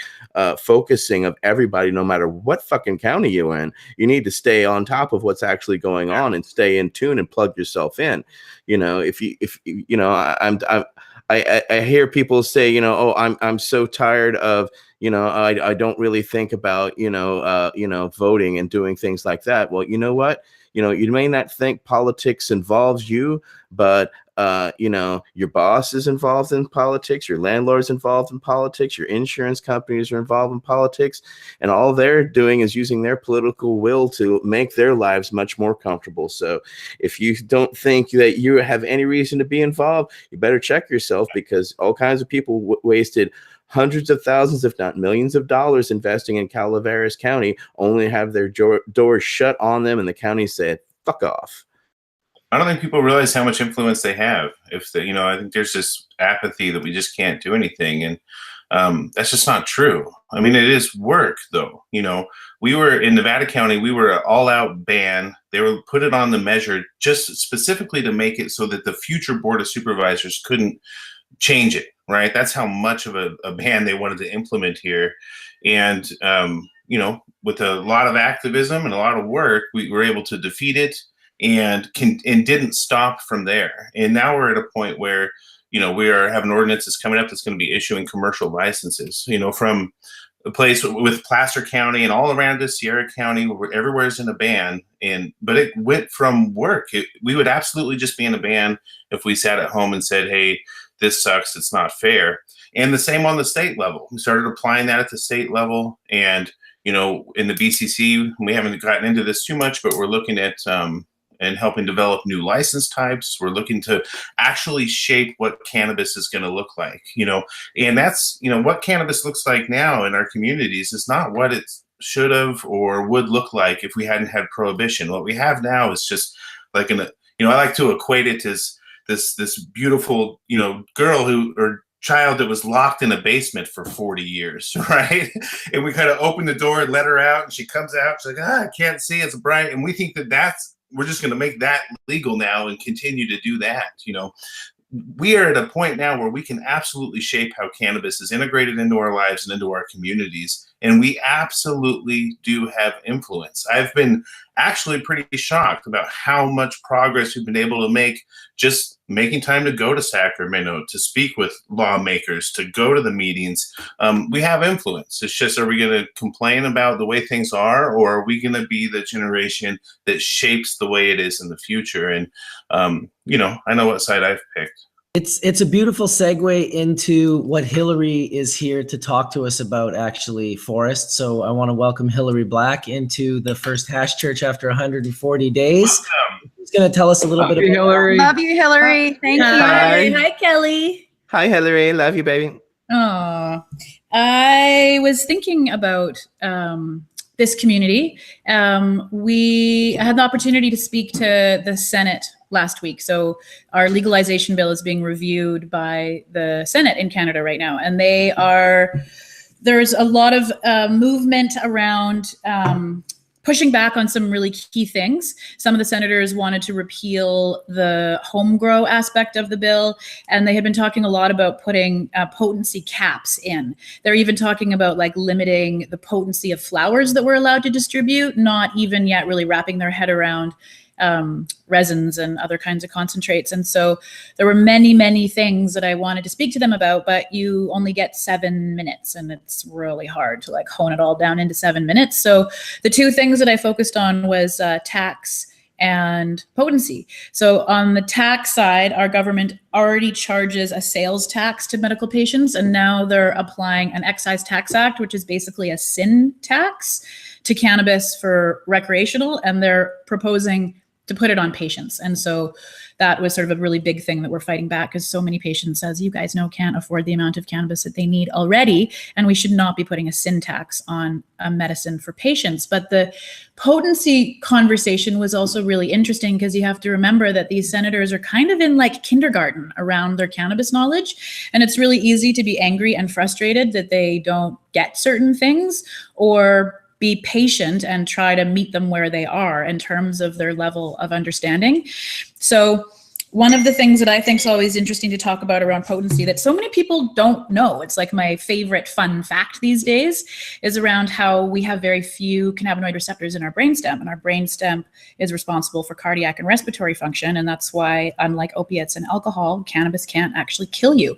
So I talked to them about how using the word overdose with cannabis is not actually appropriate, because the word overdose insinuates that death is possible, because they had like a lot of the people that came to testify, it was kind of like get in your time machine and go back to 1962 level of knowledge and prohibitionist rhetoric that they were hearing from. They even had a visit from Sam, the like America's like super conservative, doesn't even really get any traction anywhere in America, prohibitionists. We had a couple of our conservative senators actually went down and spent the afternoon with Jeff Sessions. So this kind of influence on our process is infuriating, to say the least. But so we had a lot of work to do to address some of the misinformation that they had received. So I was going to tell you, talking about potency and extracts, talked about the brainstem, and also just, explaining the super basics that you all know, that if you're using like the trichromes by themselves, it can just mean that you consume less plant matter, and what that means for patients, and talking about the difference between like smoking a whole joint, or if you want to, like having one inhalation off like an elegant vape pen. But I think that we really got the messages across around potency, and the fact that what they are wanting to achieve through potency limits, it's not going to work, that they need to just regulate all of the products, all the potencies, and then we can deal with them in a responsible way in the marketplace. And so I kind of felt like I had my like hash church flag with me when I was out there. So Nice. Happy to pop in and say hi, and glad that you're back on the air. Oh man, we were just going on about it for the first half an hour, how great it is to see all the familiar happy faces, and here in D420K say bong rip was like the opening bell for church. I watched your what you were talking about and everything there, and you guys touched on levels of the being close in age, like the under 17 and getting the criminal record and stuff like that. And you guys did an incredible job. You guys look so professional up there. I know, it fooled them all, hey? Really, no, you guys did a good job. I'm really proud of you. Thank you. Yeah, it was pretty amazing to see like teen legalization get our chance up at bat. And we got the last word, because they start doing the line by line through the act and proposing their amendments next week. And both of those panels from that day are super worth watching, and the Q&A is really interesting. I mean, not that anybody here is really interested in like cannabis politics and policies, but if you happen to be somebody who is vaguely interested in that kind of stuff, the Q&A is super interesting to watch. And I want us to get it right, and the way that we're legalizing cannabis is really still with a prohibitionist mentality. And that's how they had to sell it to the conservative part of our government and people that still are afraid of cannabis. Is the whole idea of how they framed legalization is that we're going to get all the organized crime out, and we're going to restrict access to kids. So it's not like we're legalizing cannabis and have changed our mentality around this is a wonderful, beautiful plant that's a solution to so many of our world's problems. Like, we're not there yet. Well, it's just like Forrest said, with locking the little girl in the basement and letting her out 40 years later, and she's pale and pasty and she's a little crooked, and it's like that's what we're trying to legalize right now. I kind of saw your vision there, Forrest, when you said if prohibition had never happened, We would never set this up the way we're setting it up. And thank God for people like yourself and people like Hillary, or who are sort of on the front lines. You really have to go to these Senate hearings. You really have to go to these lawmakers and these politicians. I know Etienne's been doing it for a long, long time as well. And it's important work that, not everyone wants to do, but the people that are doing it, that's because you got to suit up. You got to suit up. And that's no joke right there. You got to suit up. Well, and again, it goes back to where we were talking about cultural change and the impact that has on the laws we want to see reflected. SAM, those propaganda, awful organizations, it's just spread probably some of the worst disinformation I've seen. Here in the United States, I did a panel on teen and drug use. And, all the information that the schools brought for the drug education they're giving our kids came from SAM. And it was all wrong. Crazy. It was not even true, If you look at if you want to like super nerd out and look at the panel that was in the afternoon on the 23rd, a dear friend of mine, Rosie Mondin, has been doing some amazing government relations on behalf of all of us. She spoke and she just gutted Sam's credibility to the Senate. Like, she just fully tackled it. She had also organized to have like 30 of the country's leading researchers to work together to organize a rebuttal document to their document, but she fully gutted them. And then the next day they put out a press release. I wish I had it to put the link out. They put out a press release about like Rosie Mondin slandering them, and she produces extraction equipment, and they put a picture of her extraction machine with this big red arrow to these gummy bears, and was like, "This woman's personally responsible for trying to get your kids high," in a press release. It was like, it's just high drama. Taking it's on super Rosie. funny. Good luck, Sam. I have to run, but before I do, I just want to say one quick thing to that beautiful angel of a woman, Kelly, sitting there, who has been sent. Oh God. Can I say it without crying? Yeah, you can tear up. You can tear up. Kelly has been sending me medicine for my dog, and my dog has bone cancer and is really sore. And the medicine that Kelly is sending for my Ringo is like transforming our life and letting me have some quality time with him towards the end. And I've never really needed anybody to step up for me or somebody in my family the way that I do for Ringo right now. And those treats that you make, we need to get them to all of the canine nation everywhere in the world. They're like such potent medicine. So thank you. Awesome. Yes, my dog Oreo loves them as well. My honor. It is absolutely my honor, because I feel like you just touched on really the reason why we're all here. This plant has incredible healing powers, and not only does it have incredible healing powers, but it connects us. And it connects us in very deep ways. And no matter how much politics that we talk about or pesticides, there's some kind of a love flow that goes through this plant and connects us all, and everybody who's watching this show and everybody who's connected to this plant. And we all hold such an important, part of this puzzle. And we just want to give you so much strength and so much love for being on the front lines for us all, in that realm, and being able to suit up and do that and use your voice in the way that you do and being so eloquent with it is tremendously important to us. It wouldn't matter what kind of gardening we would do at all if it weren't for people like you that were really helping us, to be free with it also. And it's my honor to support Ringo, who supports you, who you support everyone else. And so go get him, Tiger. So much love and hugs through Hash Church. Hillary, thank you so much for being a leader and showing everybody how it's done, because it's people like you that, have guided people like me and others along the way that have made us realize that it is eternal vigilance, and that you can't just do it this week and then walk away from it. It is a constant eternal vigilance. And thank you for being such a wonderful leader that you are. Humbled and honored to know you. Thank you. Bye, sweetie. I gotta awesome. go. Thanks for coming, Mel. I love you. Thanks for sharing. Thanks for crying. Where do we find the video? Ciao. Oh, hey, ask her where to find the video with Rosie Mondin where she destroys Sam. I'll get her to send you the link. Absolutely. Yeah, I can.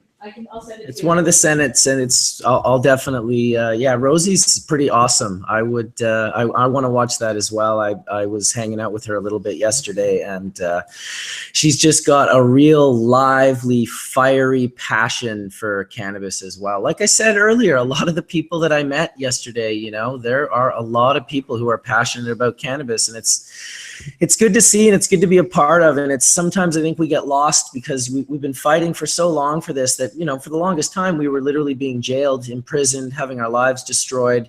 And, you know, we fought and fought and fought and fought. And although that's still happening in some states and a lot of different countries, and the fight is nowhere near over, it's over for so many of us who now have federal exemptions and who have legalization around the corner and huge things in California. And as it happens, you know, obviously we get comfortable with and quickly forget about that even happening and start bitching about the next thing on the top of the list. And I just want everyone to remember that the next thing on the top of the list is way, way, way down the list from being imprisoned and having our children take away from us. To me, the next most important thing on the list is the work that that Forrest and Hillary and Etienne, all these people are doing in regards to the politics, to really, like, Hillary was not joking when she said these guys are in kindergarten when it comes to their cannabis knowledge. So you can't really be harsh and judgmental. They're just ignorant. They just need education. And this is what we need to do. And I was actually, this is a fun one. Going to what Forrest was saying, I have school administrators for high schools and middle schools reached out to me, and I'm actually going to give private seminars on Saturdays and educate these people on cannabis, because all they have is the knowledge from Sam and all these other places, and they're like, that doesn't work. This is not real. We need to talk to the experts. So they actually reached out to me, and I'm actually in a couple of weeks going to, along with my HR director, take education and research and show these people, because as you said, they're all neophytes. They are literally at ground zero of no knowledge. So I'm going to start with these teachers and administrators on my day off and educate them so that they can go back and then teach their other teachers. And then in the health schools in next year, they're going to be teaching them what's really out there for them for cannabis, because they have no knowledge. The state of California is giving them no bit of understanding about what these kids should be taught, besides all that lies and misinformation that's out there. So again, shows you that, you know, we have to take it upon our shoulders to do it ourselves, to actually educate these people. So I'm going to educate your teachers so that they can throw out this dare information. And then, you know, it just shows me that somebody needs to start a business just to educate these people so that they can just go around and say, A, this is cannabis. B, this is medical cannabis. Just start off with the simples, because it's, as you know, as you've seen when you go to Sacramento, you start talking cannabis and you just can see their eyes just glaze up. So we literally have to start at the beginning. Yeah, well, that's great news, Etienne, starting with the children and the teachers and getting that information out. You know, probably people don't realize how much of the propaganda in, you know, negative cannabis, how much of it really was promoted, obviously through the prohibition and the policing. That was a big part, because that's very scary, having your door kicked in. But the next ones on the list, in my opinion, were Hollywood, constantly making derogatory jokes in movies and TV. And of course, the miseducation and the misinformation of our children at schools with programs like Pride and Dare and SAM. These are just straightforward misinformation. And when you're just, you know, trying to teach children on one side about certain truths and you're just filling it in with lies about other things, this does nothing but confuse children. And of course, it's the birth of brainwashing. Well, not only does it confuse them, but it's harmful. You know, I think one of the biggest impacts is that the schools, these DARE programs, these SAM programs, are doing what they're blaming cannabis for, which is typically this false gateway analogy where cannabis will become a gateway drug. But I believe that a lot of these programs are what really contributes to that misconception, because they teach kids from a very young age that there's no difference between heroin and cannabis, and that there's no difference between cocaine and cannabis, and meth and cannabis, and alcohol and cannabis. So what happens? You know, kids grow up, they get in high school, typically they experiment with what might be around first, and a lot of times that is cannabis. And when you teach kids that there's no difference between cannabis and meth, and then what they taught was a lie, it opens the door to believe that everyone's a lie with these other drugs. And I absolutely believe it contributes to the abuse of some of these other drugs through the misinformation education. So it's not a victimless crime. And it's really sad to see some of the most conservative, we want to help the kids folks buy into a treatment plan that actually teaches kids to not believe what they've been taught down the road about dangerous drugs, and opens the door to make it easier for them to experiment with them. It's kind of been in California culture for a while, so it's a little bit different story here when we go. Like, I was just in Massachusetts at a town hall meeting for somebody petitioning for a license, and a lot of people there could barely wrap their heads around medical, or just wrap their heads around medical, and then you have to throw the recreational in now, and it's like a whole different aspect to everybody. Like, medical was fine for a minute for most people, and then recreational, I was super surprised to hear how many people that were, you know, for medical out there, but totally against recreational. And it was like reefer madness on the same plant or the same thing. I'm like, what are we talking about here? I'm like, you know, what's recreational on Saturdays, medical on Monday? I don't know if that's true or not, but I mean, it's just like, you know, what is the difference between medical and recreational besides taxes and money? Well, I mean, Nothing. I mean, there would be a difference in the application, but you know, other than that, it's all grown the same. I mean, when people, yeah, I mean, but when people want to smoke weed and they go buy some flowers, I mean, one person might say I use it for medical, and the guy next to him might say I use this for recreational. And so people are torn in two different worlds now, especially in other states where cannabis isn't a part of the culture.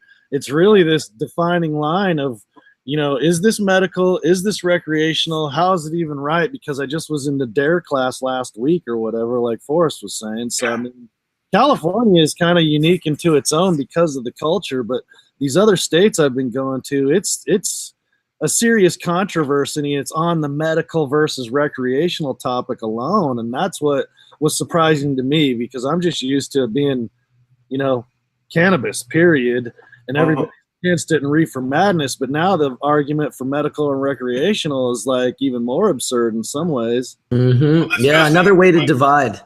Yeah, Well, especially what I was saying in the beginning. You know, it's this cultural sin that is applied to recreational. This comes back to like this whole, you know, it reminds me of this whole Christian, you know, don't masturbate, don't have sex, don't feel good. Anything that involves some sort of pleasure of the human body is inherently evil and wrong. So what we have here with cannabis is just this inherent, we don't know why we believe it, but it's been ingrained in us from day one that it's bad, or anything that changes your state of mind is bad and evil. And we have to grow out of that. We absolutely have to stop associating using things that make us feel different to relieve stress, or just because we want to feel different, as inherently bad if it's not harmful to the body and to the community. And was that a pun intended when you said we have to grow out of it? Sure. Yeah, you know, the division between recreation and medical, obviously, someone mentioned it in chat that the difference, I guess, could be construed as intent, but aren't they both really also preventative? Like when you're using cannabis as a medicine and you're saturating your endocannabinoid system and you're regulating your biological functions the way they need to be, isn't there a form of prevention involved, whether you're using medicinally for one specific ailment or you're using recreationally to feel a certain way? I think that there's also a preventative aspect to it, and really, I'm not sure that we should be too worried. I mean, the real division to me between recreational and medical isn't in the intention of the person, but it's in the quality of the product. Because when it is, people use radioactive tobacco as a recreational product, and they use poisonous alcohols and all sorts of different things, and they're adult, it's called adult use. They should be allowed to do what they want. If you want to sort of endanger your own health, it shouldn't be anyone else's issue. But when your health is already endangered, when you have some serious ailment, you need to be knowing that the medicine that you're purchasing is being produced on a level that may be to the, you know, beyond and above what could be, you know, sold as recreational product. So well, I think there needs to be some distinction. I mean, just because dosage limits alone make it a challenge, you know, when we blur medicinal and recreational uses, and it is, you know, how we're using it. I mean, we were working with the BCC in California. We actually got them to raise the limit up to 10,000 milligrams. But, when we have, for example, this perception of recreational use, or someone just wants to change their state of mind as opposed to treating, a tumor issue or an endocannabinoid deficiency disorder, we have, what is it in California, Etienne, 5 milligram doses per serving? Is that what it is right now, I think? Or is it 10? It's 10. It's 10, right? So 10 milligrams. It's 100. It's 100 maximum in a packaging, so most people are doing 10. Or you're seeing people also do those micro dosing pastules, or things like that. Micro dosing. When you get conditions that need 6, 7, 800, 1,300 milligram a day dosing, and they're restricted through sort of that intention, right? The intention of how it's supposed to be used. Then you put patients in a really tough position. You can't really get a lot of therapeutically dosed products still in dispensaries because of some of these restrictions. So again, I agree with everything you say, Marcus, but we at the same time have to be able to maybe draw some in the legislature, draw some sort of distinction on how it's used and intended to be used, so that those products can be available for patients that need them. The recreational strip the medical abilities in California quite a bit. I mean, I can't believe the access people do not have anymore, and the expense people are paying to try to get the same medicine. Like, I was at the High Time. I decided to go to the Sacramento High Times Cup kind of because it was the first legal whatever, and I'm not that far away. And so I went down, and really popular gummies that I could buy at a farmer's market last summer and up north or whatever, were 100 milligram box. Each gummy was 10 milligrams, and it was $25 plus all the tax. So, I mean, I can't imagine somebody that would have to rely on 700 or 800 milligrams a day and have to go buy it legally now. I mean, it would bankrupt them. I mean, I'm hearing that from other people, but I guess I just didn't realize it for myself till I did a little shopping around. Yeah. Go buy some flowers, and the jar of flowers was like this tax, that tax. And, here I was like, whoa, this is fun for a second, but yeah, it was really crazy. The money. And how can we separate, the idea of recreational from medical at all? What was that, like the Industrial Revolution, like 9 to 5, that all of a sudden said that there's some kind of difference between our well-being and our health and the way that we recreate? I feel like, we already know scientifically that, to be happy boosts your immune system. So if we're recreating, like you were saying earlier, Marcus, that's only prevention for the diseases that come down the line for, getting tumors and everything. Being happy is the most important thing that we can do. And if that means, token on your cannabis or eating your gummies for a good price, and it's a healthy way of living, then that's just only going to make sense.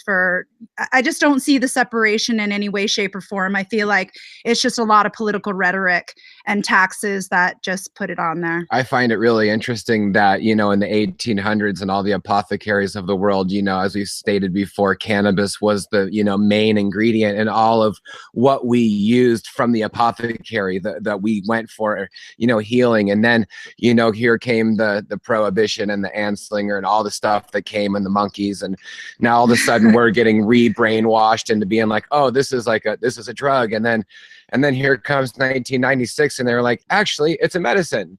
And then so we have all this opening up of mindsets because it's medical, and we all, as a culture, we get excited because, oh my God, this is the best news in the world. Everything that we've been working for, it's medically good for us. And all these studies come out, and then this big dark cloud of legalization comes and recreational. And then all of a sudden it's like, forget about the whole medical thing. This is a taxable item. We're in debt. Let's go corporations. Let's sell taxes. Let's sell shares. And it just feels like it insults our intelligence. So that's what I have to say about that. Do they still have differential testing regs? I thought I remember, like in Washington State, they had testing regs for the recreational market and none for the medical market. So the medical market became the dumping ground for all the stuff that failed the rec market. Is that still going on, or did they finally right that ship? Not in California. They tossed out medical. They tossed out medical completely. Yeah. And that's something we're all fighting. Recreational. Yeah, we're really fighting that here in California because, so the Collateral Network is a children's agency. For those who don't know, we deal with pediatrics, terminally and catastrophically ill.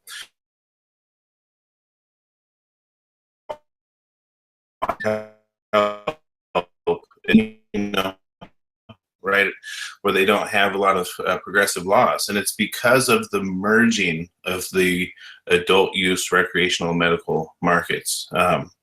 There is a big difference between CBD gummies and what is necessary for treating rare, difficult neurological conditions. And what the problem is you're right. We could just say that if we're saying cannabis is free and we can do what we want with it, well, then there's no problem. But unfortunately, we have the limits that are being imposed are from a recreational point of view. And there are limits because people aren't using cannabis responsibly. You know, and this is where I push back a little bit on the all use is medicinal use, because, you know, you can go on YouTube and Google, you know, college kids first dab in some of these videos where you see kids completely cannabis naive, taking huge dabs that cause paralysis in one kid. And the video's online. He goes into a full panic attack.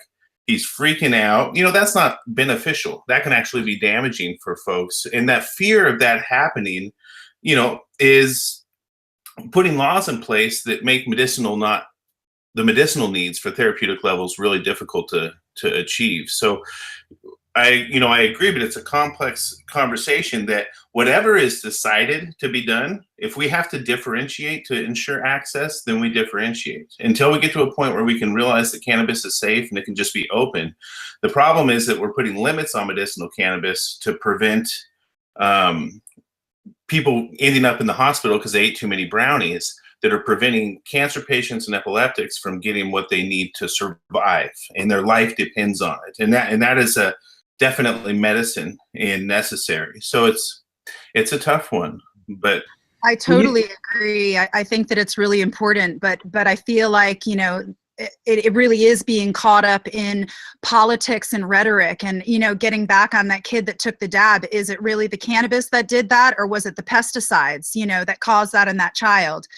You know, that's a total side comment, but I believe that it is really important.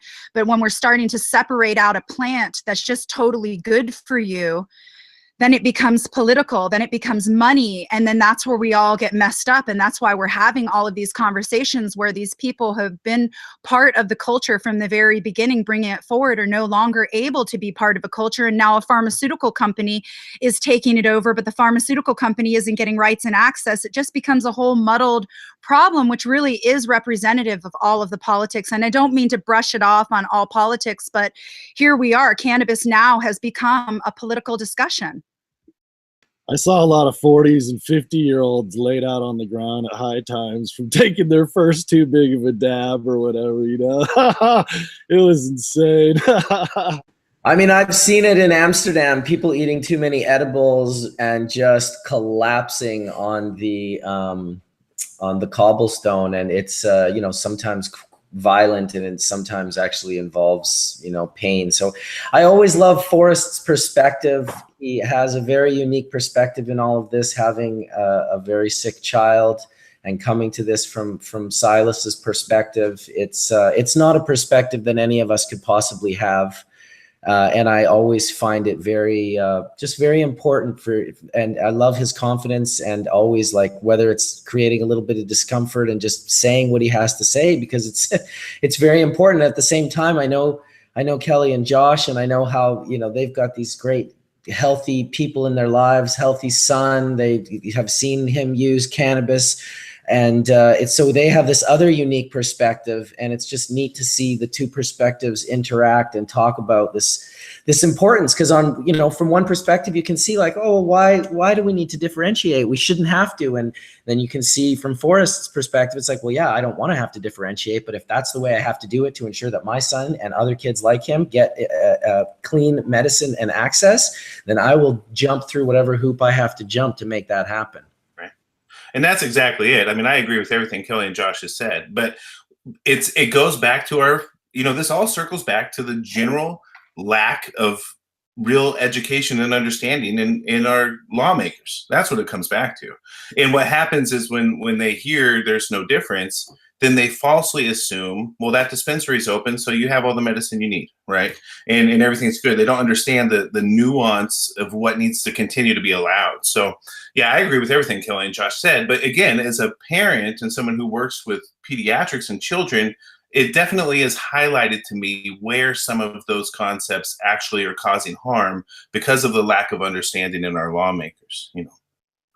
And I totally agree with you as well. Of course, it's such A good point. It's such a good point, and it's so important for the work that's being done for the children and bringing it forward. And it's become so taboo, you know, with the idea that it's only recreational. Then if it's only recreational, then we can't give it to our kids, and that just isn't the case at all. So it becomes real muddled in the education of it. And how are we going to bring this education forward that includes, you know, all forms of the medicine as well as all uses of the medicine? And I guess it's from a grower at the end, when it's all said and done, it doesn't really matter. It really just matters, was it grown properly and clean? Because whether to the recreational or the medical, I think we should just try and, you know, make it, you know, healthy, let's say. Yeah, and 40% of what it is that you're getting, you know, is coming up dirty, just is really representative of, you know, what's going on in the toxins of the world. And that's not something that is acceptable or okay in any way.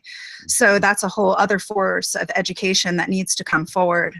So here's a question for the panel. Someone asked it earlier, and they were asking about irradiated cannabis and how that's affecting cannabis and how that might be affecting patients. And so this is something that's happening in Canada where there's a federally regulated marketplace.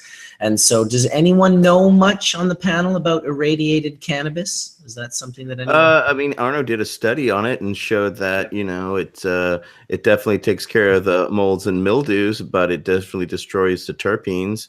Well, it doesn't destroy them all, but it affected the terpene profile. Correct. It affects them significantly, but now we need to see what is that actual difference. You know, if you actually smoked it compared to the other, you know, can you actually taste a flavor difference? What is there an onset difference?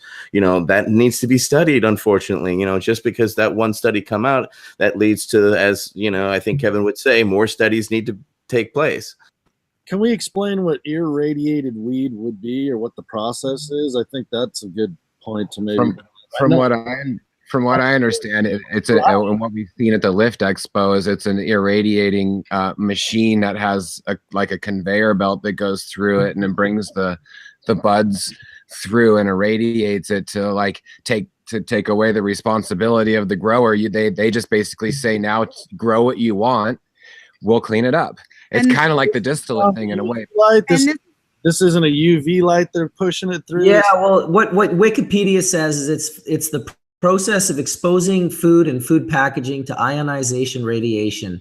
Ionizing radiation, such from gamma rays, X-rays, or electron beams, is energy that can be transmitted without direct contact to the source of the energy, radiation, capable of freeing electrons from their atomic bonds in the targeted food.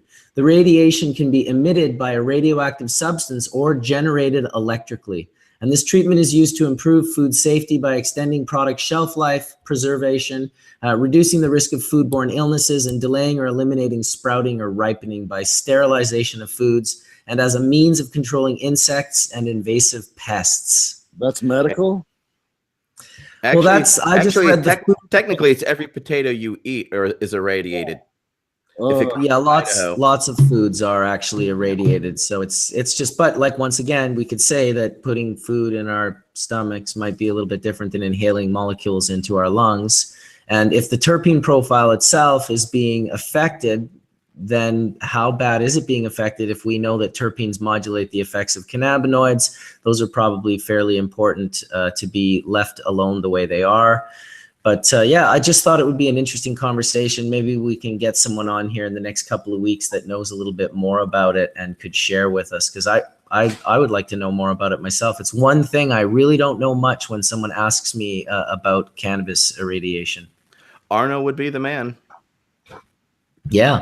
I know that it's really expensive, and whatever like products and stuff that they have out there that we've seen within Canada, you know, they're talking about it in the pharmaceutical industry big time because they irradiate all different types of herbs for supplements. That's just immediately done. If it involves any type of the health industry in any way, then it's going to be irradiated. You know, a lot of our teas are irradiated, celestial seasonings, all of these different types of teas that we might be drinking every day that utilize herbs is being irradiated, and it basically takes away, you know, the entire life force of the plant material. You know, I'd love to learn more from Arna or anyone like that. And also, I would just question, you know, the residue that it leaves. If we know myclobutanol, just for example, is the easiest one, you know, continues to radiate. Why wouldn't that happen in the ganja?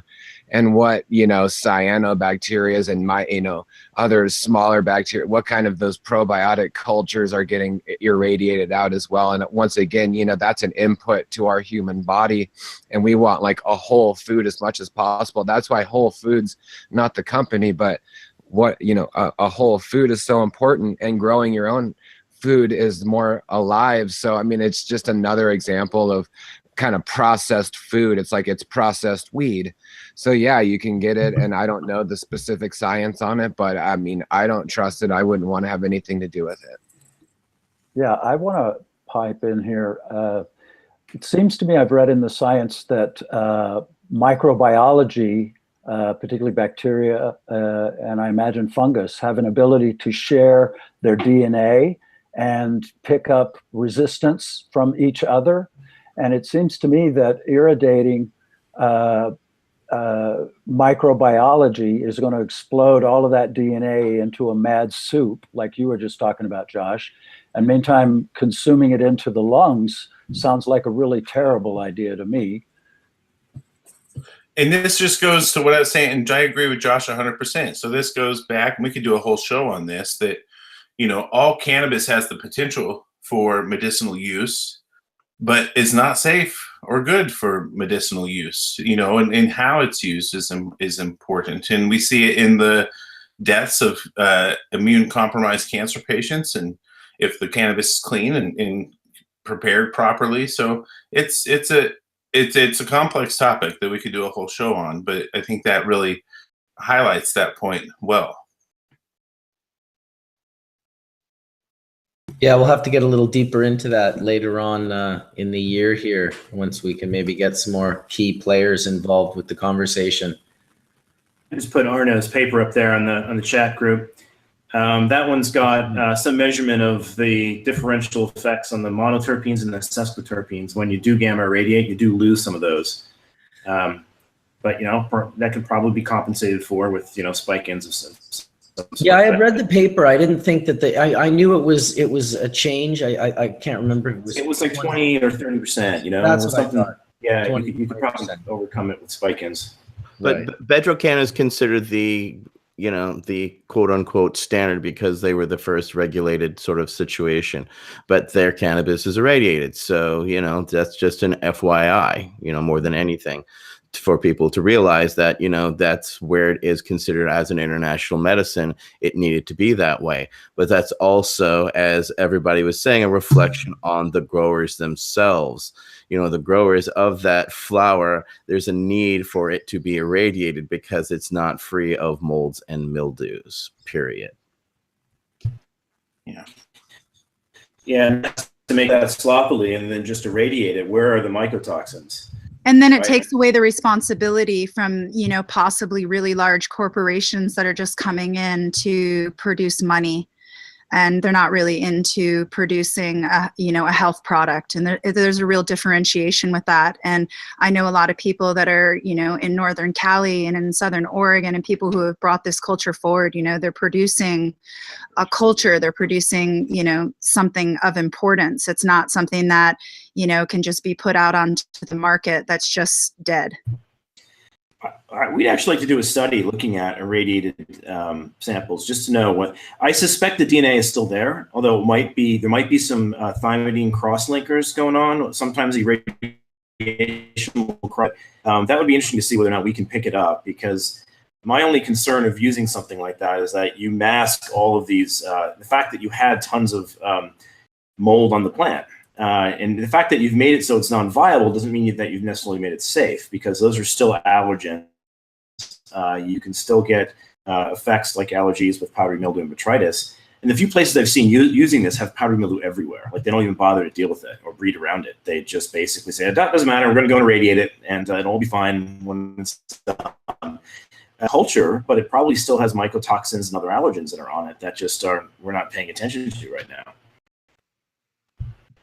Nobody got into cannabis because they were farmers in the first place. They got into cannabis because they wanted to grow some weed. So at the end of the day, when people don't give a shit or have the skills or the background or the support, I mean, what happens was what happens. And a lot of places that are legal, not necessarily in California, but other states, I mean, it's not optimal growing conditions. I mean, there's places in Humboldt and on the coast where it's the hardest places to grow ever. Like, there's not really much choice. I mean, it's taken some people 2 to 3 years to refine their skills to be able to grow something without PM and without mold before legalization and all these things, because it's just not optimal growing conditions or optimal greenhouses or spaces to use because of legalization puts them in all these weird places. And so at the end of the day, irradiation and these things are going to exist because they have no potential to pump out good shit in the end of the day. I mean, it's going to have PM and it's going to run through some problems, and they're not going to throw that shit away. That's just the way this mentality goes right now. Only the craft people have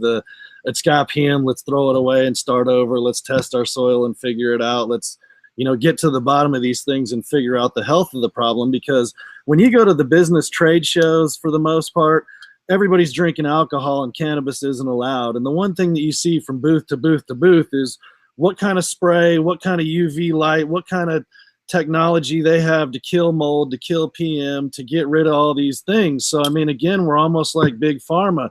Here's the pill to fix this. Here's the pill to fix that. Here's a side effect. Take this pill.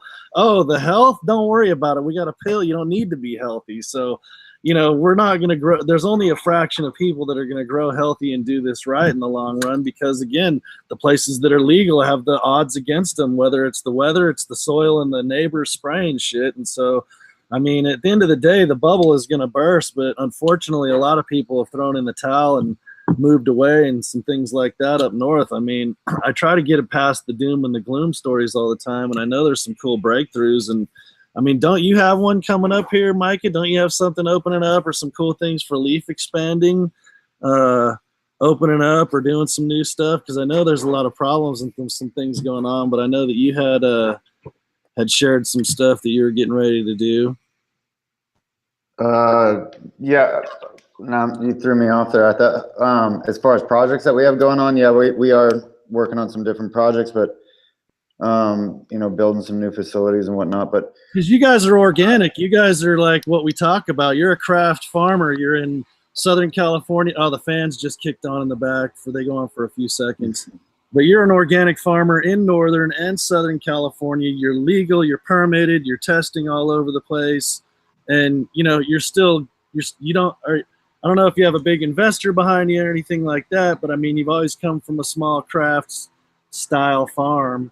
And not so far. It's all on our own. We don't have a big investor behind us. But yeah, our take on it is that you got to get it right out of the gate, so your farming techniques have to be down, and don't rely on all these new things that are popping up with, sprays. And I was actually going to ask you guys, someone brought this up to me the other day, if I had heard anything about the irradiation thing. Sounds to me like it's some sort of pasteurization process or something that, is because of you screwed up in in your farming techniques possibly, and so it's a way to not throw away product that probably should be thrown into the trash. And someone was in our office the other day asking me about, there's something in Colorado that they're introducing where it's something similar, but it's a spray. Have any of you guys heard of that, where they're talking about spraying down the flour and the different product as a preservative and actually turning it into a law? They're talking about doing putting tracers on it. So they want to spike it with some type of molecule they can trace.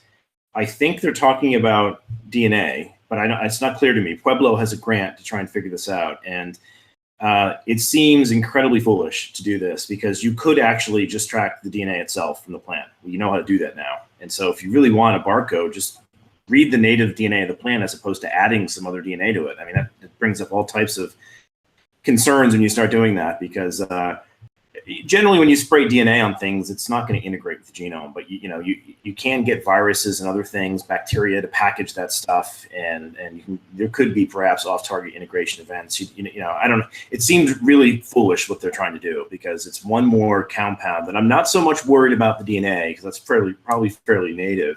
It's more, what are they going to package it with? Like, what's the foliar spray they solubilize it in? It's almost like the adjuvants are oftentimes more dangerous than the actual thing you're trying to apply.